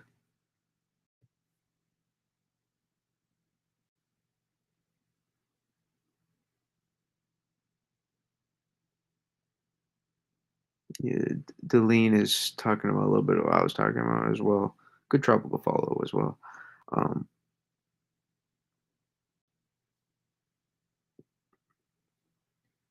this is kind of what I was talking about.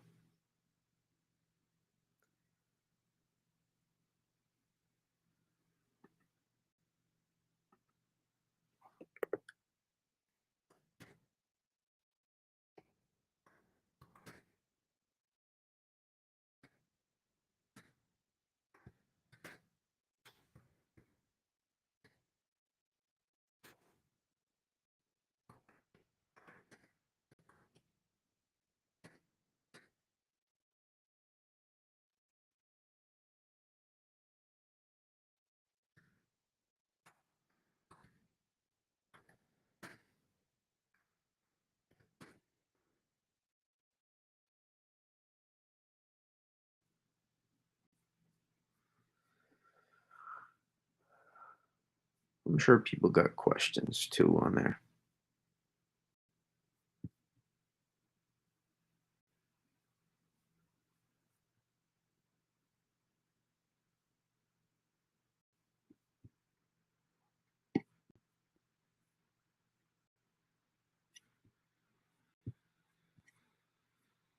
Right done.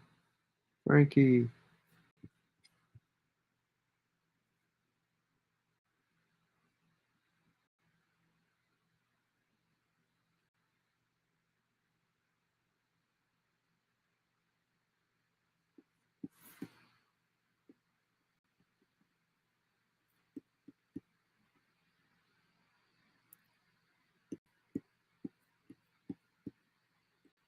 I got 35 noties on Twitter. Oh my god, I gotta check through some stuff, man.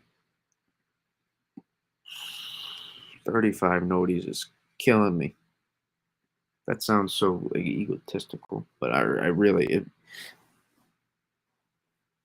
for people that have not as many notifications and followers, it sounds nice until you know you're obligated to try to answer a lot of those questions that people have,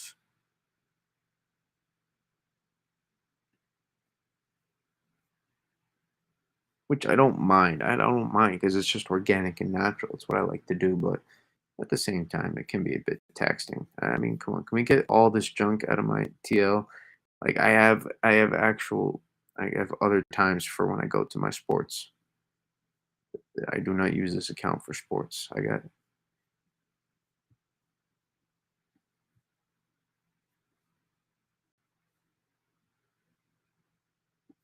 which I do want to check.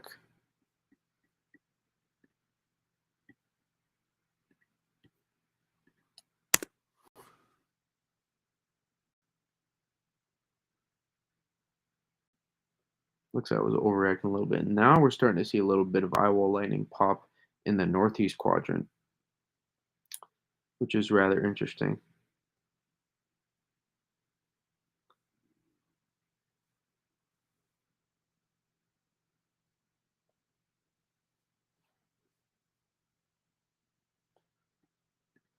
Let's take a look at satellite. That's what we do. We overanalyze. Yep, this little ring here. Noticed it not too long ago. That's going to try to pop off here.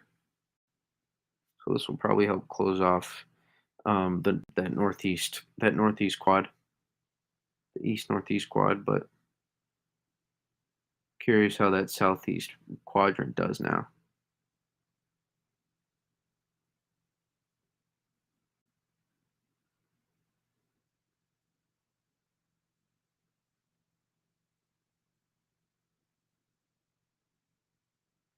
Looks like the convection on the southwest, or the eye wall lightning, at least on that southwest side, is slowed down a little bit.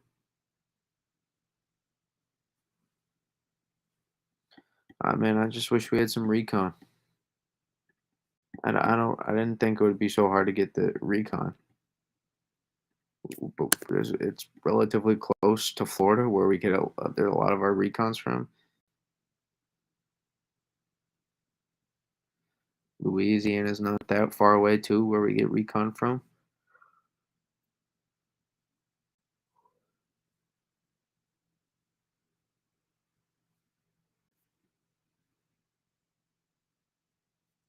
Just wish we had some more recon. Important information we're trying to get here.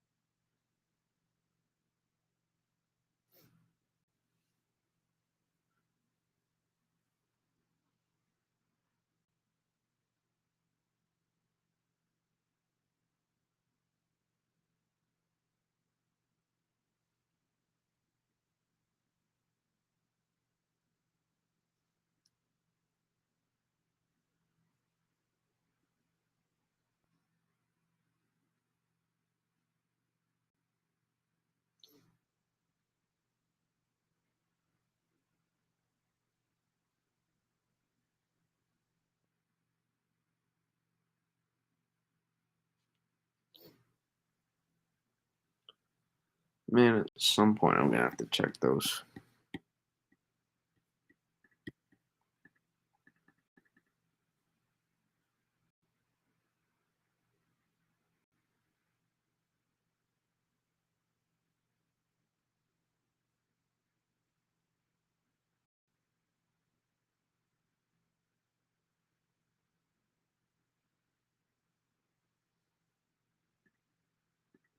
Typically, I bookmark stuff that I like to look at later, or that's like really important. But that's really my only bookmark. I just want to see what she said for later. She used to work as a Weather Channel as a producer, but she's a just a streamer. She likes gaming, so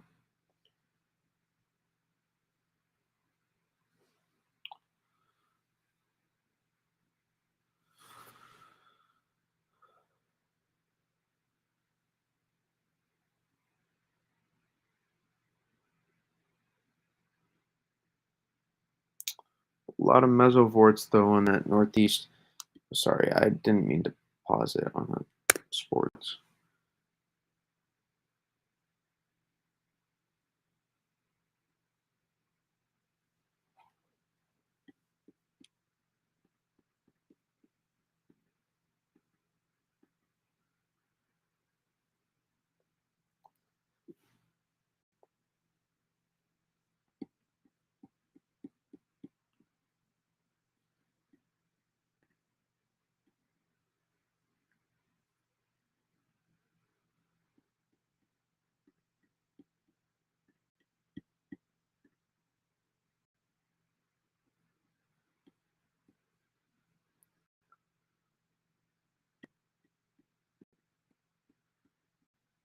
Checking in.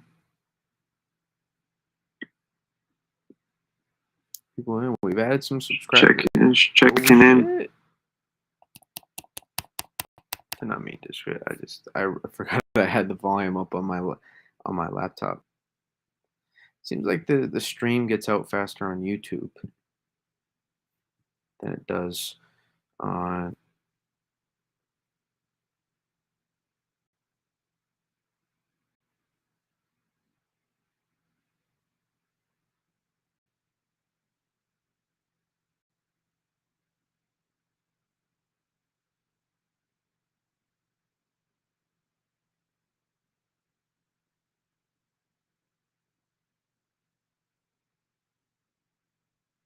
I hope the chat didn't freeze again.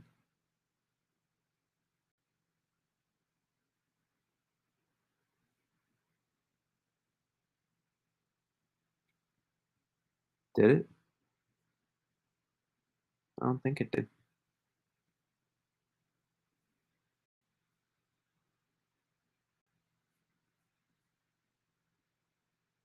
Damn, I'm trying to get big. I got people defending me now.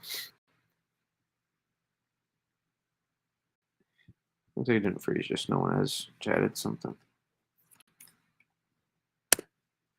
Might need to plug in. We can get a little bit more. We can get a little bit more out of this. Let's take a look. You can see starting to get some Iowa lightning pop up in the northeast quad, as I was mentioning.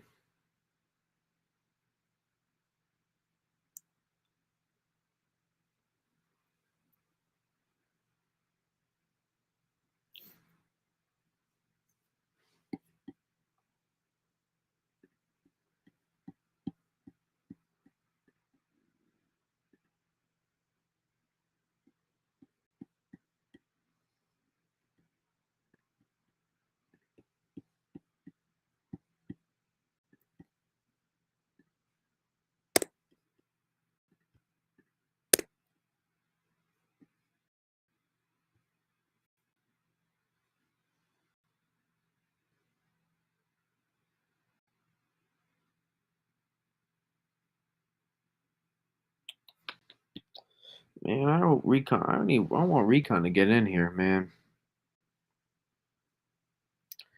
Maybe is Tibbetts just behind? It's possible.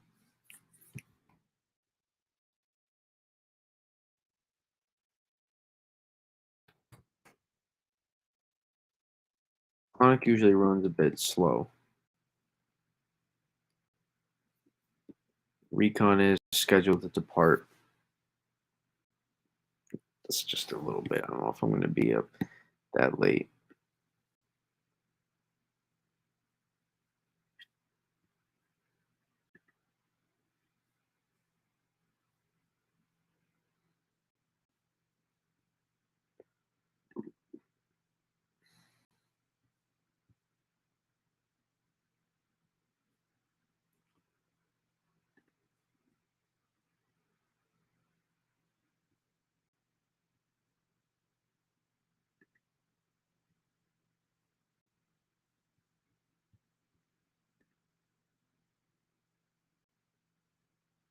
Oh, this is just a training mission.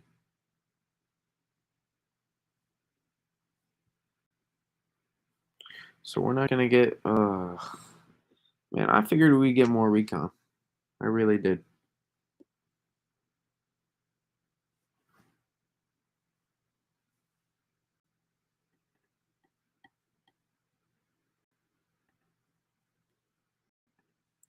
Oh no.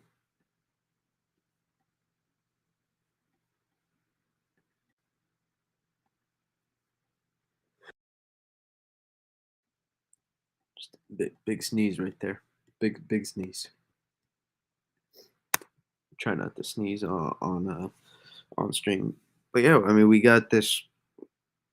We have this really formidable, ocean heat content still. This shouldn't be forgetted. We have these warm sea surface temperatures too, 31 degrees Celsius that it's going over. Like these are still yellows. Yellows are very supportive for maybe not. They're not quite like the reds. You can see it took out. You can see Ian took out a little bit of this, um, ocean heat content. You can see right here. But even then, it wasn't able to well up anything into those sea surface temperatures. So those sea surface temperatures are still rocking, and the Caribbean is still prime for more hurricanes too after Ian, if the environment is favorable.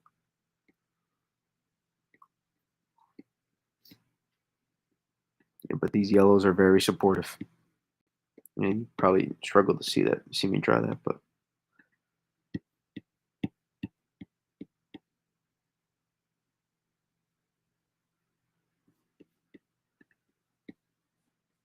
and again, we have to watch for another thing we have to watch for is Ian getting pulled up in. We see a little bit of a stream interaction. You can see this is the edge of this trough right here. And we're going to want bigger and blue. You can see the edge of this trough right here. And with a little bit of a stream interaction. And then eventually it's going to get pulled in and slide up the coast, get back over the water. But it'll be a little bit more of a hybrid system at this point, as we've talked about. A little bit more. Will have some cold core characteristics where dry air will be getting into the core of the system a little bit. We play this out. Dry air. We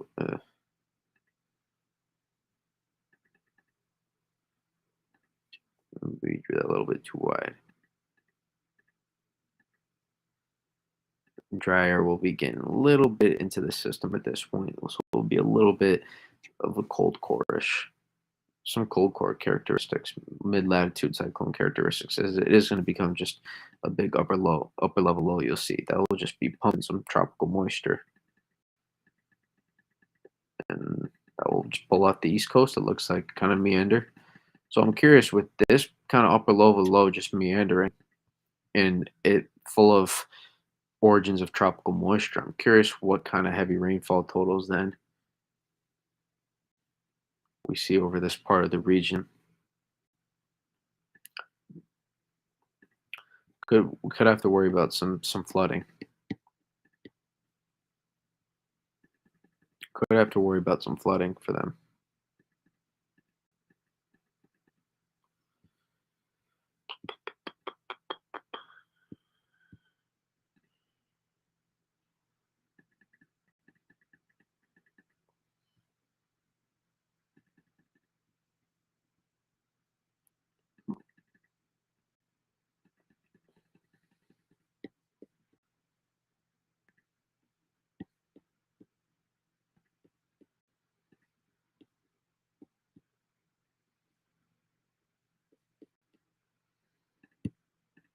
No, no, no, no, no.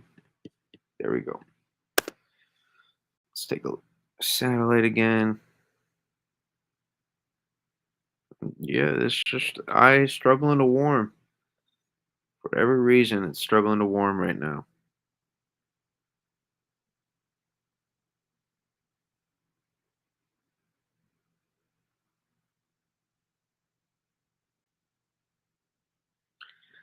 There's a little bit, for some reason in here. There's some. This is warming out, and there's a little bit of dry air. It looks shit. Oh, sorry. We're trying to work into that southeast quad, and it's visible on radar. So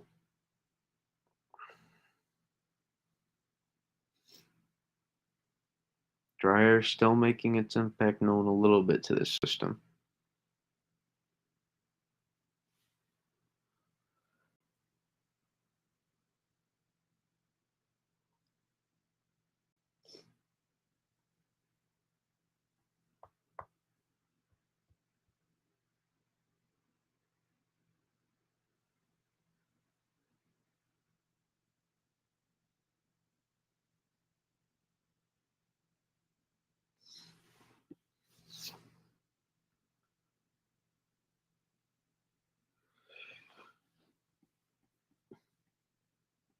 Any questions though, YouTube folks? Maybe got any questions?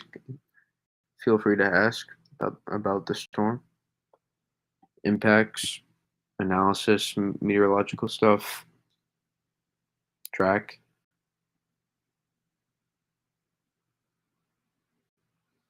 surge, rainfall. Because if you guys if you don't have a lot left, I can just we can go on Twitter for the rest of the night and get some more tweets out. Honestly, that's what I love to do. I almost be rather doing that, but I want to provide as much information as I can to folks that need it or want it or are curious.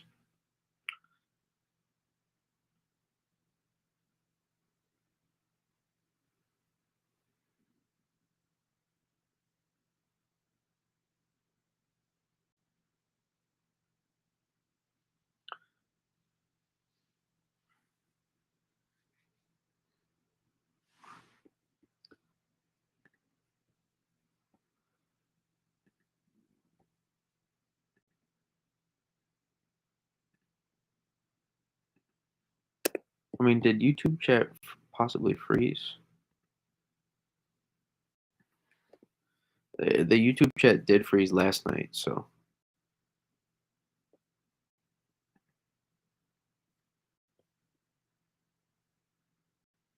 no. Oh, another. Where would I guess landfall? No, no problem. I think landfall is probably going to be somewhere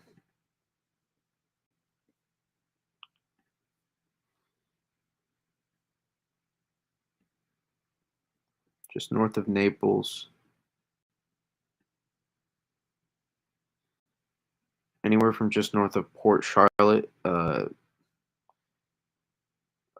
just to the north of Naples.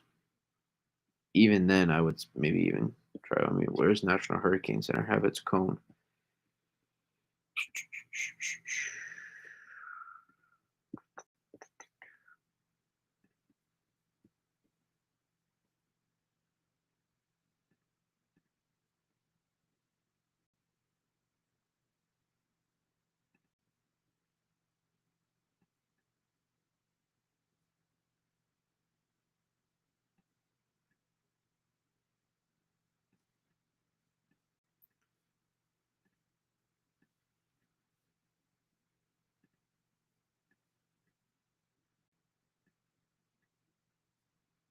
Yeah, so I mean, they extended it out a little bit bigger, but I would confine it.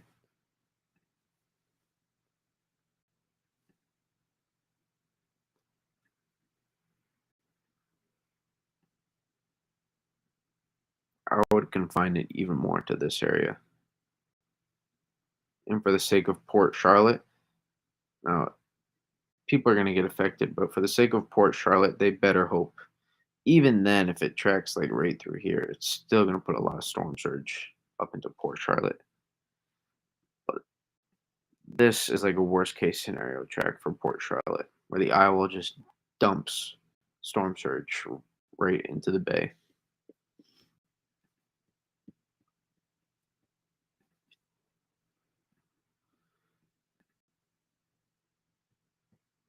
So that's where I think landfall is going to happen. And then it's going to get pulled across the state. And then we look for that to potentially maybe even intensify a little bit as it gets back into the Atlantic. And maybe drop 5 millibars, maybe, who knows? Maybe go up 5-10 miles an hour. We'll figure that out. Become a little bit clearer tomorrow. And then another landfall in Georgia, South Carolina. Uh, That's what we got cooking. And I think we have to figure out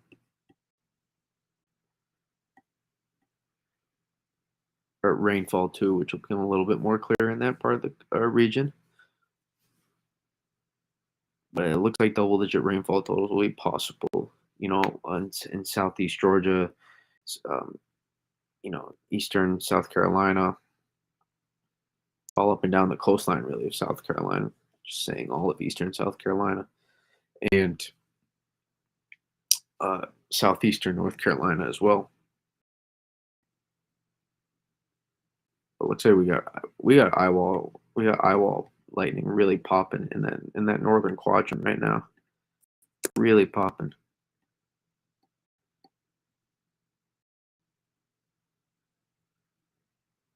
Man, I just wish we had some recon, man. Wish we had some recon. It's been honestly surprised the lack of recon.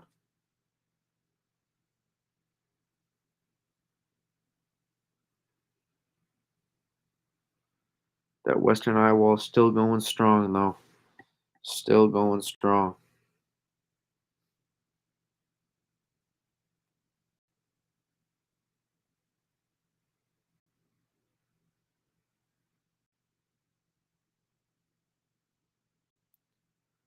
Looks like maybe attempting last few loops, maybe reclosing off again. It's been kind of like it will like unclose for like 5-10 minutes and then it recloses. That's kind of what it's been doing for like the last hour now.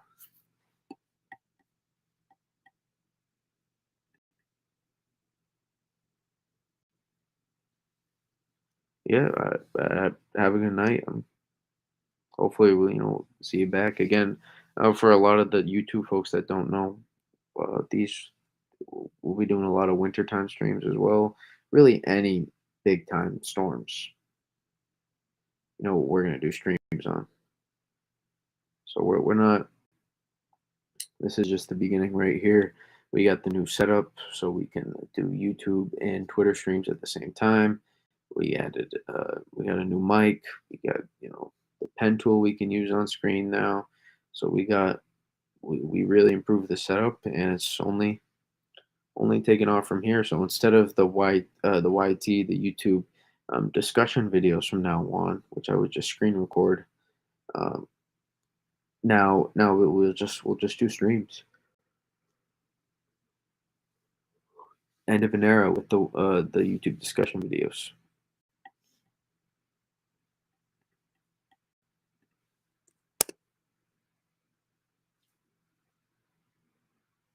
Not sure how many of you watch those, but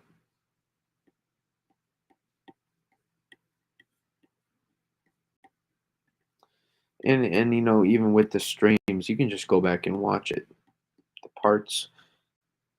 Um, but not a lot of not a lot of the content is not a lot of the content is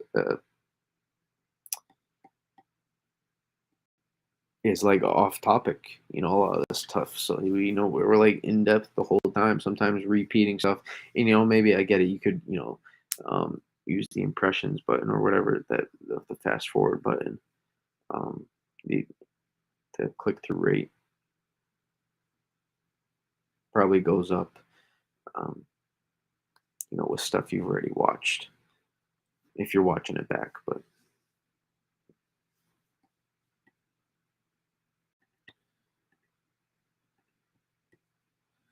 man, it drains. It's just drained so much. I mean, we've been up for 2 hours. It's drained 75% of my laptop. Oh, who asked it? I I told Griffin I was going to talk about that later. Well, he looks like he didn't stay for long enough.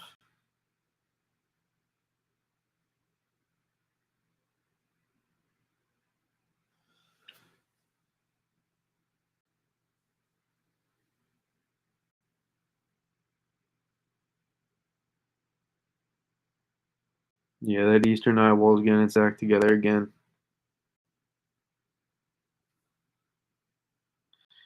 Curious though, how temporary is this though? Just is this temporary or is it prolonged?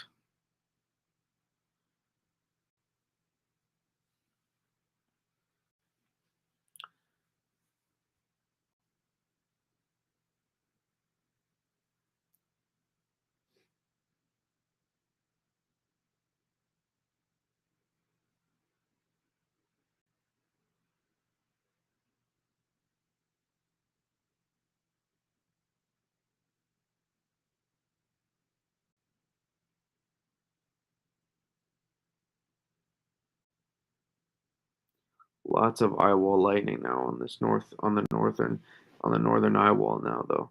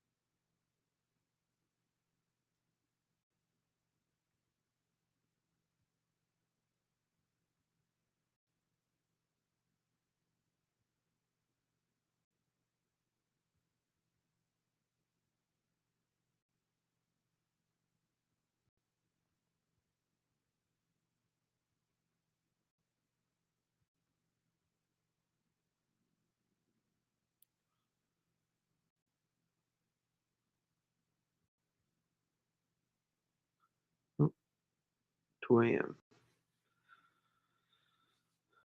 Sorry, just doing a little tweet right there.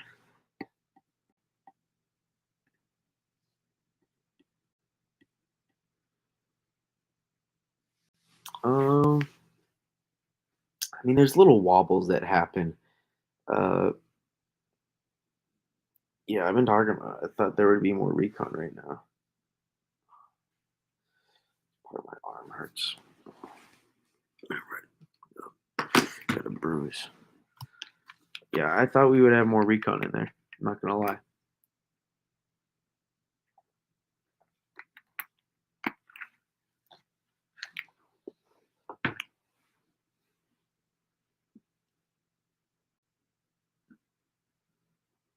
Just realized I left the water in the freezer. Things got to be frozen by now.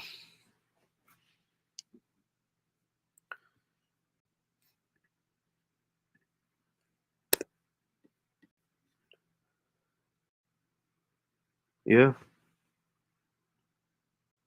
and we got that ring of convection. Maybe this is where the eye.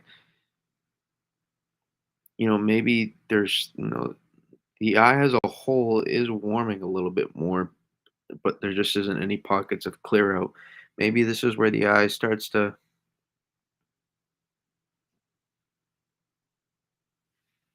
starts to get going. I don't know.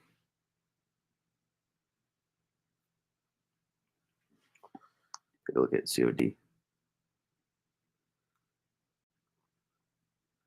That's a really intense convective burst, though, on that northwest side. As a whole, the ring of convection around, it's just that southeast quadrant, though, now is not perfect.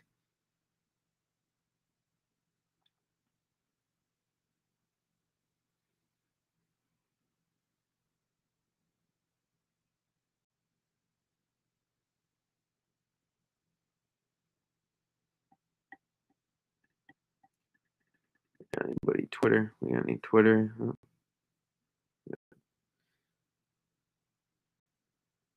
What did National Hurricane Center say its strength is? Didn't change it. I guarantee you it's not quite that, but it must be stronger. That's my guess.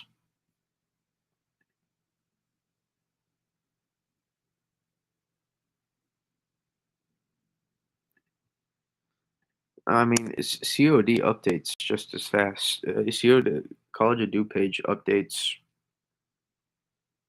as fast as anything. I think that they update almost every like 1 minute or something.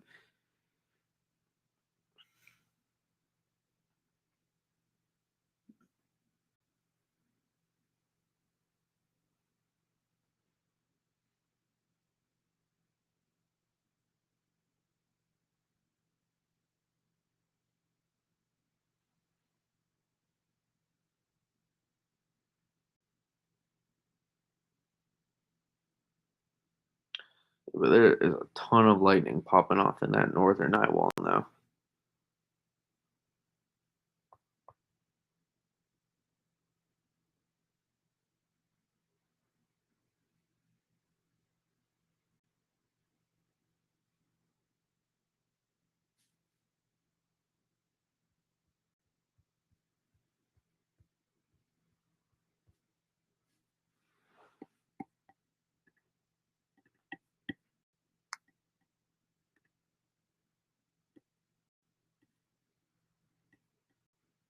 It's possible there's like a northern wobble, but I mean, in general, it's moving north northeast right now. So it's not like we shouldn't be expecting it not to be moving north.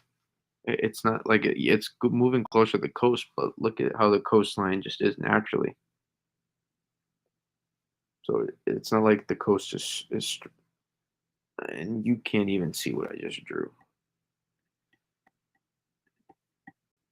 You can see how the coast moves like this, and the storm is moving north northeast. So it's moving closer to the coast just naturally. It's just slowly going to get more northeast, and then a little bit more east northeast as it makes landfall, wherever it makes landfall. Again, landfall somewhere probably somewhere in here. I'd probably look for landfall if I had to guess.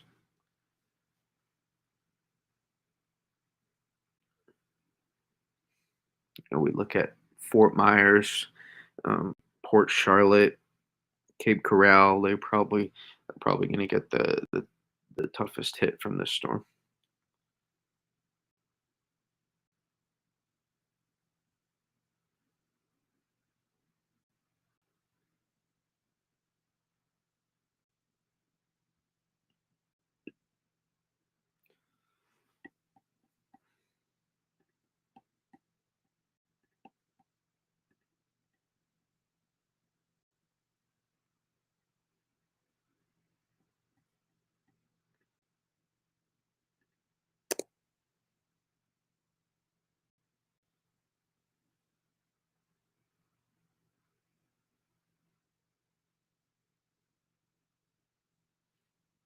Yeah, there's a ridiculous amount of eye wall lightning going on in that northern eye wall right now, though.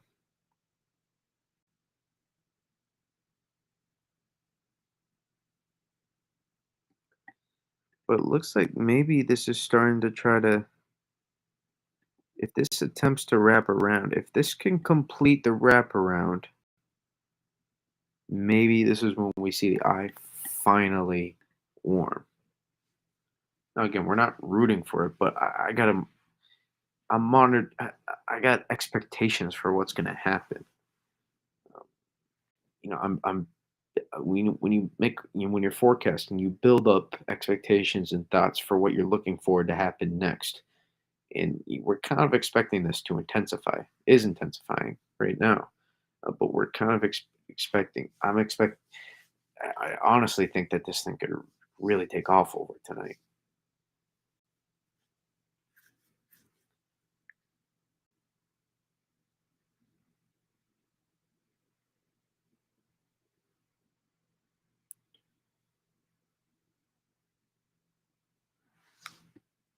It's like it's struggling to push convection, these minus 70-degree cloud tops past this line. It's just not able to do it. Only so much southwesterly, a little bit too much southwest here for it to get that far. But man, that CB burst is popping on that northern eye wall, northwestern eye wall for sure. So curious if it's able to wrap around now. It looks like it could be the one. It could be the one. Just because it's going from here to here. And is this starting to warm a little bit here? Maybe a little bit. This could be the one. Maybe this is the one. Let's get a refresh.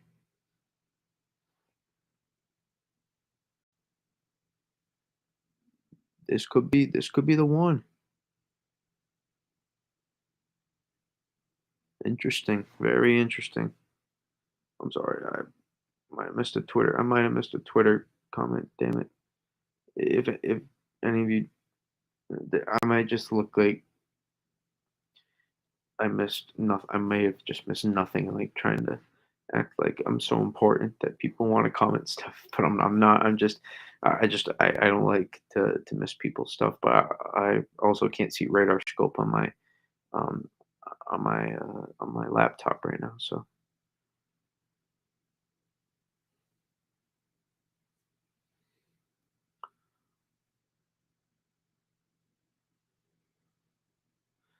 and given we just had an Iowa lightning pop in the south quadrant too, mm,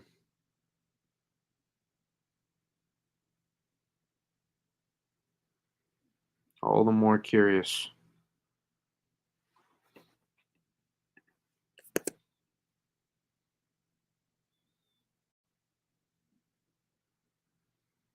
Boy, boy, oh boy, oh boy.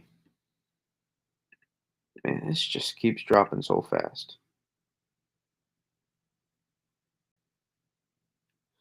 Yeah, it's possible. It's possible. It's trying to.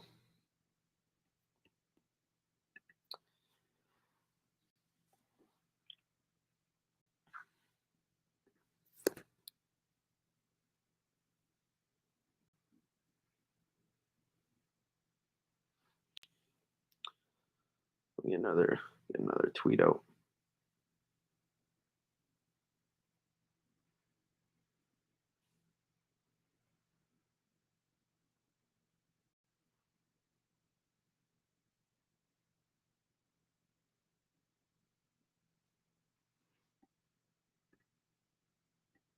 If it can wrap around, um,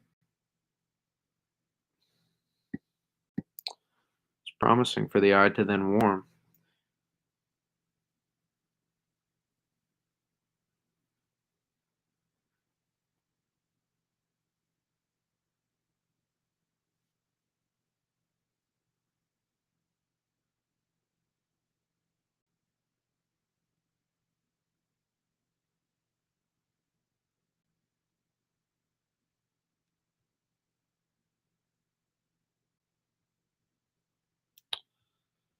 Tweet time. No live tweet. Because I can't. The COD gifs just take too long to upload. But maybe we'll do a tidbits one in like 10, 15 minutes after I tweet this one. Maybe a tidbits live tweet gif. Yes, I say gif. I feel like it's gif. just personally. Maybe it is GIF, but I like GIF.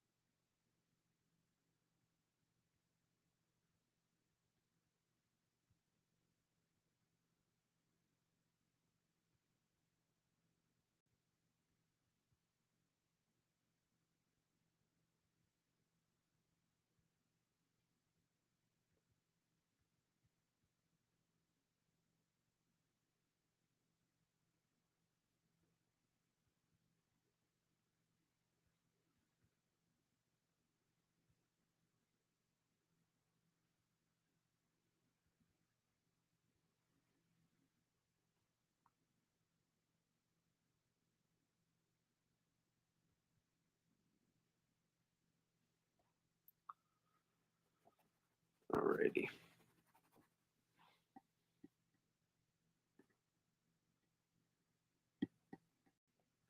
Link? I did not get a link. Sorry if the Twitter folks are kind of getting. I can't I can't check radar scope at the same time that I do Twitter. I guess I can pull up my phone next time for this to read Twitter comments. So I have phone, iPad, um, and Mac laptop. Struggling, it's not sharp. Maybe not sharp enough. I'm not sure how sharp enough this is.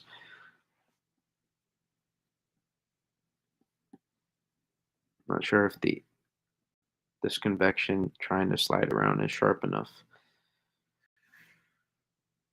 to be able to get all the way around.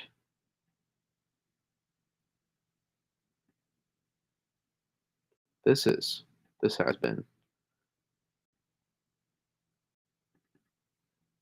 But I don't know if this is going to be able to be sharp enough.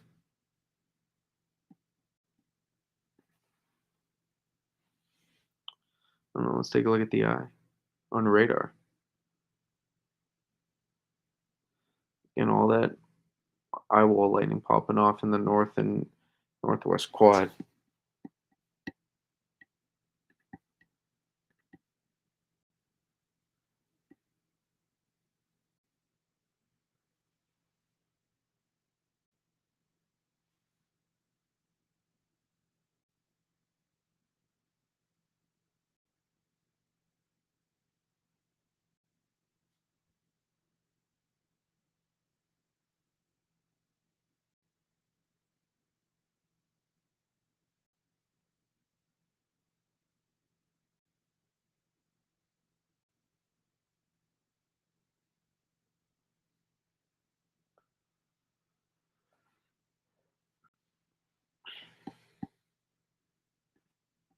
It keeps dropping my battery. I don't like it.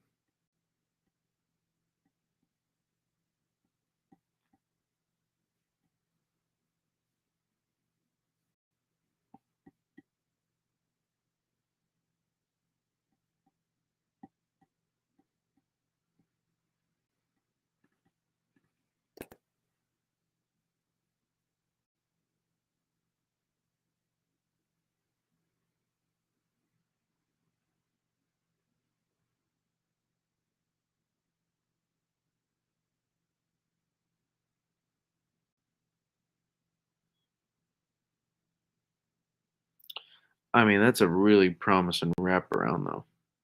That looks like a one that would be ready to.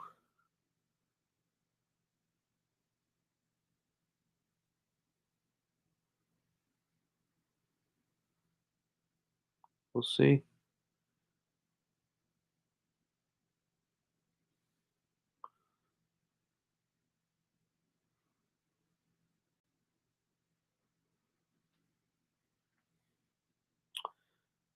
And also some may so this question could come up at some point.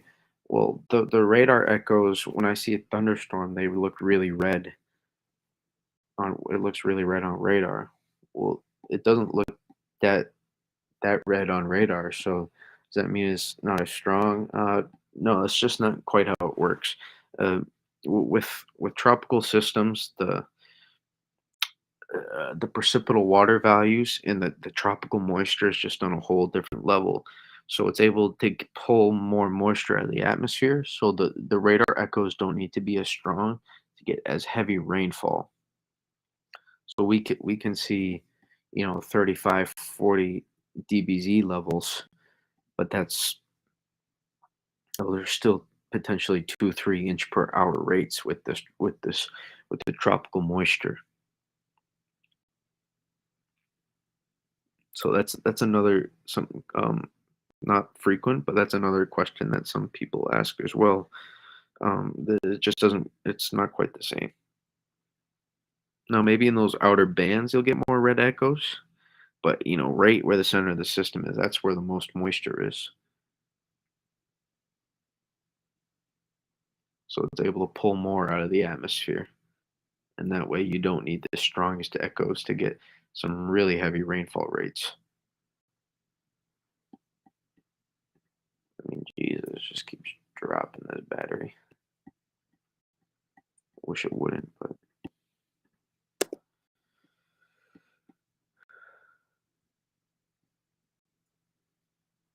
is it? It's coming close.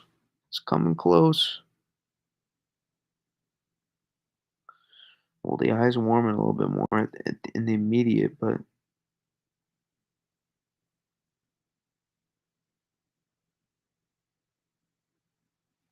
I mean that northwest quadrant is just popping.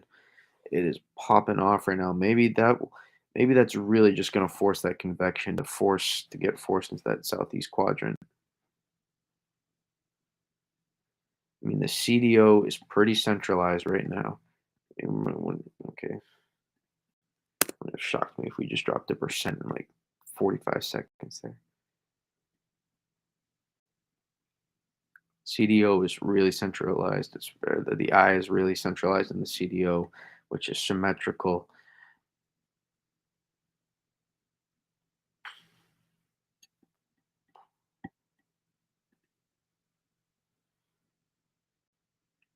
Yeah, the thing's a beast.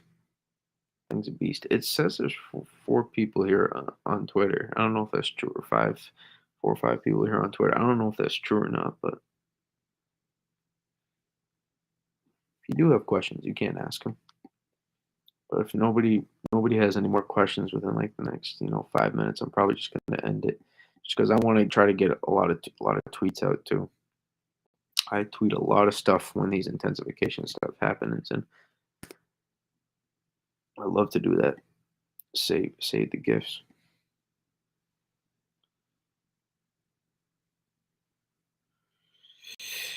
Yikes. Yeah, I know some of you out here. It's just I get it. If you just like sitting and chilling and listening to crap I'm talking about, which is nice.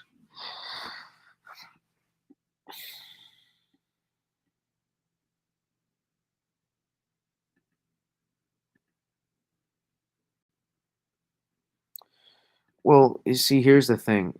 I don't have I don't have radar scope on on my laptop, and also the COD stuff. Try these are sometimes harder to load on here. Yeah, I don't want to respond. I have a lot of notifications that I'm gonna have to respond to,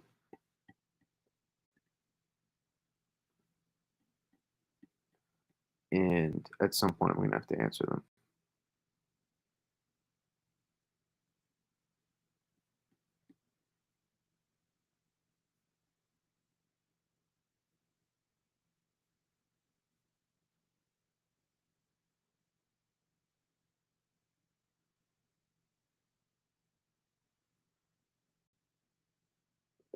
Clearwater.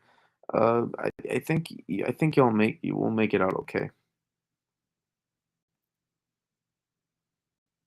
It's just probably a little bit of a wobble. Again, it's moving north northeast, but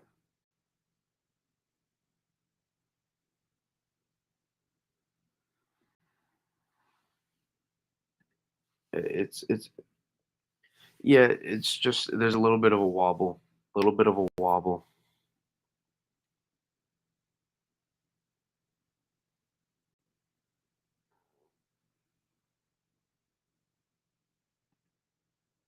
I'm curious. I like to want to watch that later.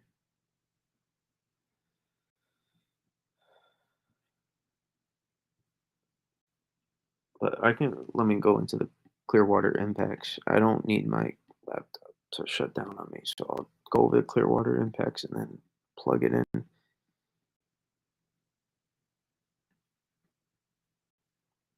So storm surge, there will be some storm surge. Probably at least, at least 4 to 6 feet of storm surge, probably in Clearwater. And then you're probably already getting tropical storm force winds right now. So probably in for you know 60 to 90 plus mile per hour wind gusts. For at the peak of the storm, maybe some 80 to 100 mile per hour gusts.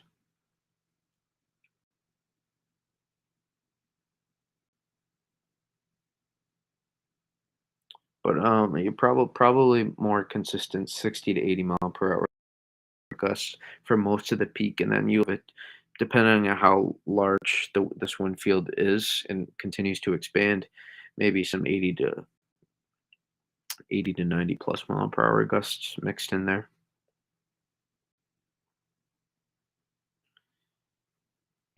But I think more the rainfall is going to be a bigger concern for you guys.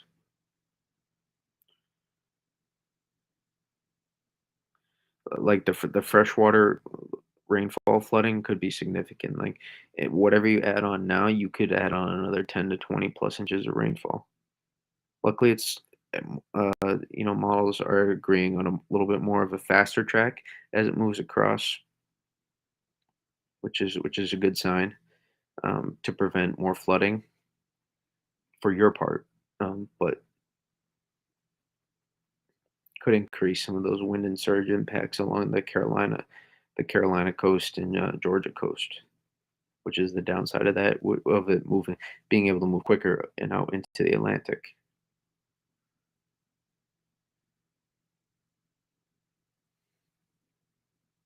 But rainfall, I'd argue rainfall will be, unless we saw like a really significant shift of just going due north. I would argue rainfall is the biggest concern, because you probably already got, 3 4 inches plus of rain already. Maybe I don't know. I'm not sure how much the St. Pete, Tampa, Clearwater area has been getting, but I have to imagine that probably another 10 to 20 inches of rain wherever you got on now. So you could be some near 2 foot totals. Could be some near 2 foot totals. Down to 7. I'm not checking DMs and notifications live on stream, just because I don't want to, like, I'm not going to be able to look at every one. There's some that I just can't respond to because um, either I don't feel like I have any value of responding to that, or um, I just miss it potentially, or I don't have enough to look at it. Don't have enough energy to answer all of this, like 65 notifications I'm gonna have to look at in a second. Will it cause a lot of damage? Yeah. Yeah, yeah, yeah. Is it possible of Ian changing more north into Tampa Bay landfall? I don't think Tampa's. I just don't. This is land. It's south of Tampa. It's for me for the last day and a half it's been south of Tampa, in my opinion. I think this stays south of Tampa. But the landfall, which is important for surge because we don't want surge to get up into the bay. But yeah, this is going to do a lot of damage. This is one of the most powerful hurricanes that's ever going to make landfall in Florida state history. So it's going to do a lot of damage.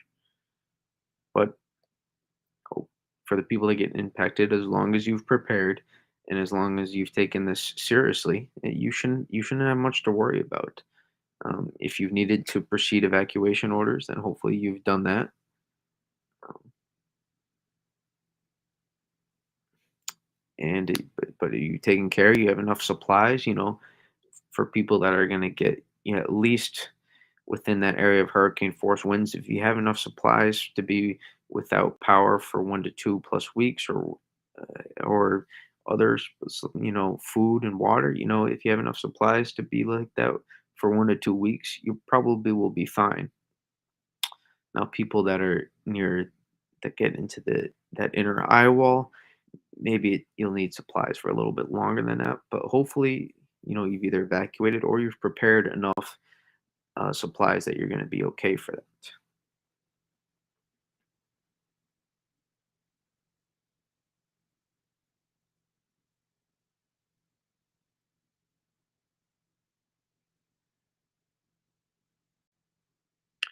Oh, it's trying to wrap. It is trying to wrap. That convection is trying to wrap.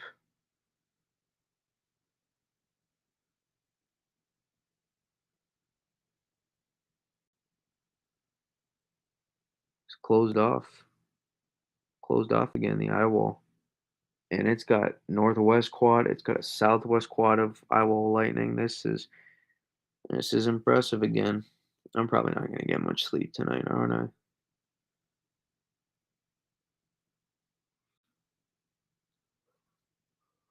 I'm not gonna be able to go to the gym tomorrow. I'm gonna be so tired.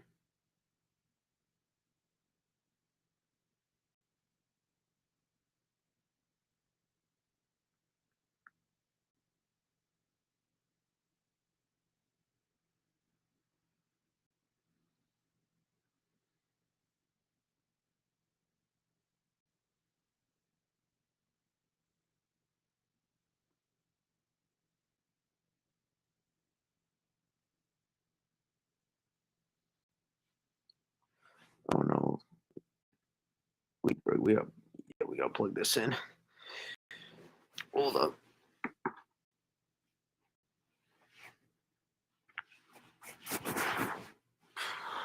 Luckily charger's not that far away.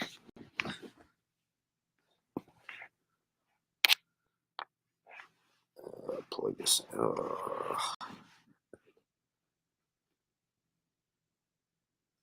Audio's gonna go out for a second.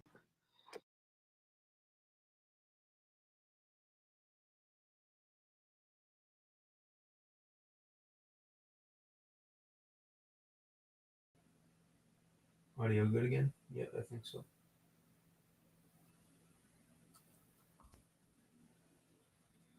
Going into the mic, hopefully. Yep, good there. All right.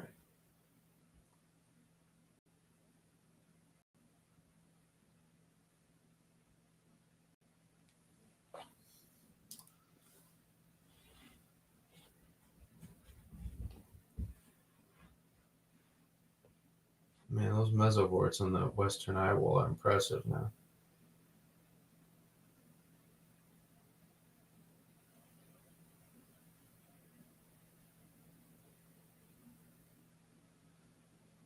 Man, it just struggles to find a way to close off.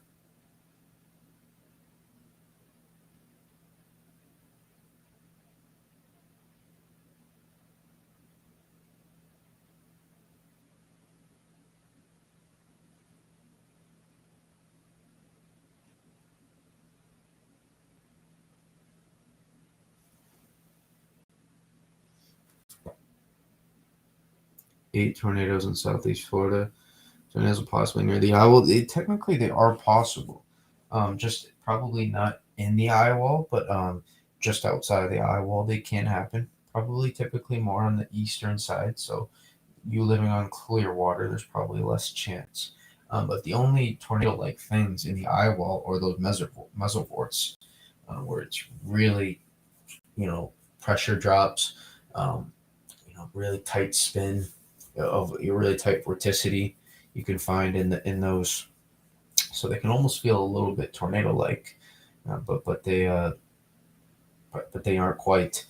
Uh, they aren't. They just aren't tornadoes. They don't. They're not formed the same way. Mesovorts are just. It's a feature of the eye wall. That's all that is. But they can feel tornado-like, can do tornado-like damage, and it can almost sometimes be a little bit more localized. And they are localized, but some of the damage can even be slightly more significantly localized in those mesovorts.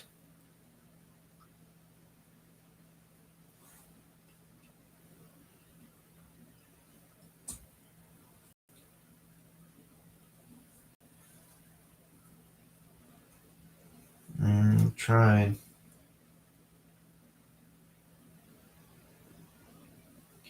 It's trying to. It's trying to warm. Just not so much sure how much success it's going to have, given like the last 3 or 4 times it's not been able to do it.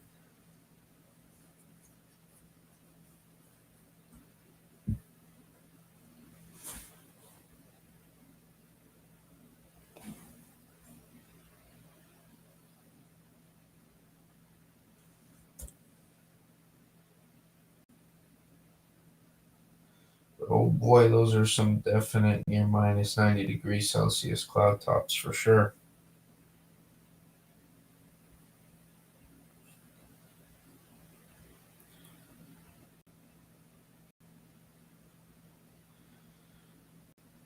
It's too many.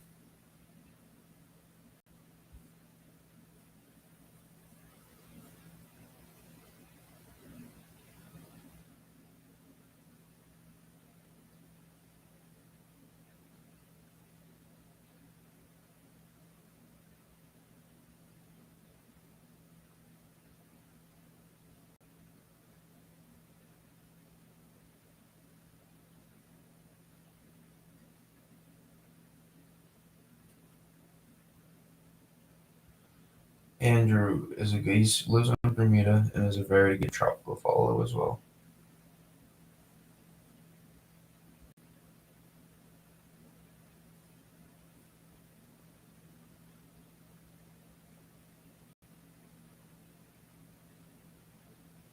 Hmm.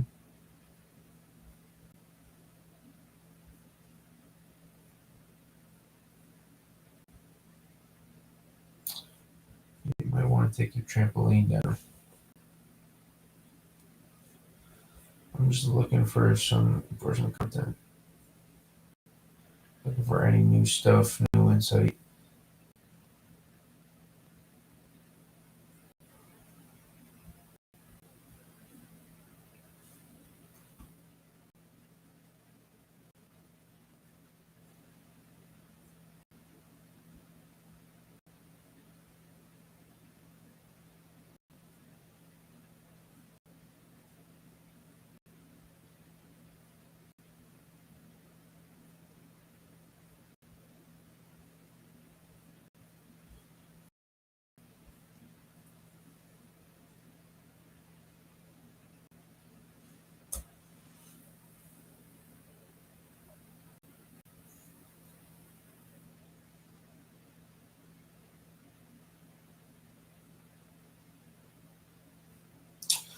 I'm curious if this, it's almost covering the eye a little bit.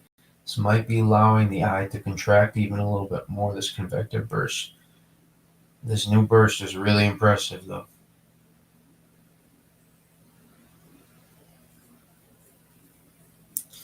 I mean, all it's going to take is this just for this eye to clear out. And once this eye clears out, I mean, it's possibly intensifying already. It's just a little bit slower um, with this intensification because of these eye not being to close off consistently long enough for the eye to warm and clear out on satellite. And that's when we could see even more significant intensification. And again, we still got a good 12 to 15 hours before landfall. So I've seen a lot of storms, and it's probably stronger than 120. It's probably 125 or 130 right now. If I had to guess, I would go with 125 just to be safe. But who's to say this thing can't add another 25 miles per hour in just 12 hours? In 12 hours, that's plenty of time.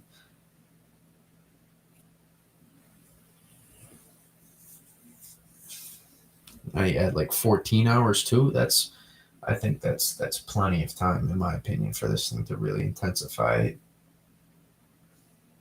even more than it has.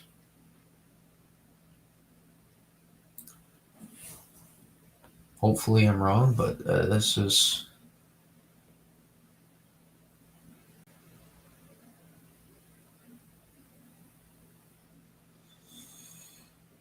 part of forecasting that can kind of suck when you're forecasting these things to strengthen. It almost feels like you want it to strengthen. You don't really want that, but the way you phrase it almost makes it sound like you want it to strengthen, but you're trying to add up the pieces to what you think is going to happen with the forecast, not really add up the pieces of what makes you most happy.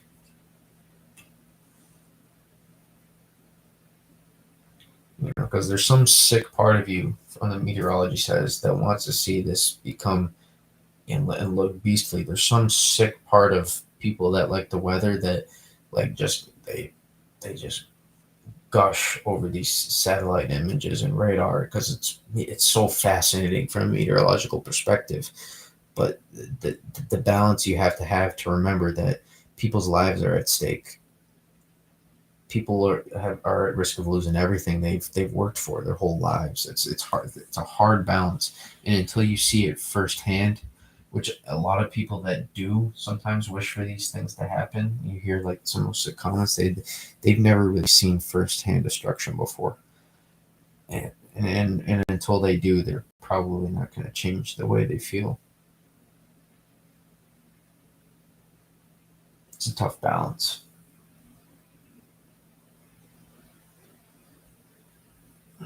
All right, any last questions? Any last questions? If not, I'm going to end the stream. I said that last time people, started asking questions, but any last questions? Because I got like 60 notifications to respond to, 58, and some DMs.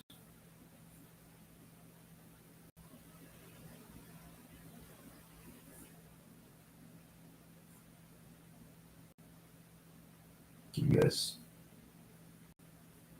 2 more minutes to ask any questions. But yeah, other than that, we got this thing. It's been firing. I had no problem firing up convection on this western side all night. And now, was it gonna do it? I'm telling you, it looked like it was the beginning of the one last time, but it's hard not to say this one looks like it could be the one.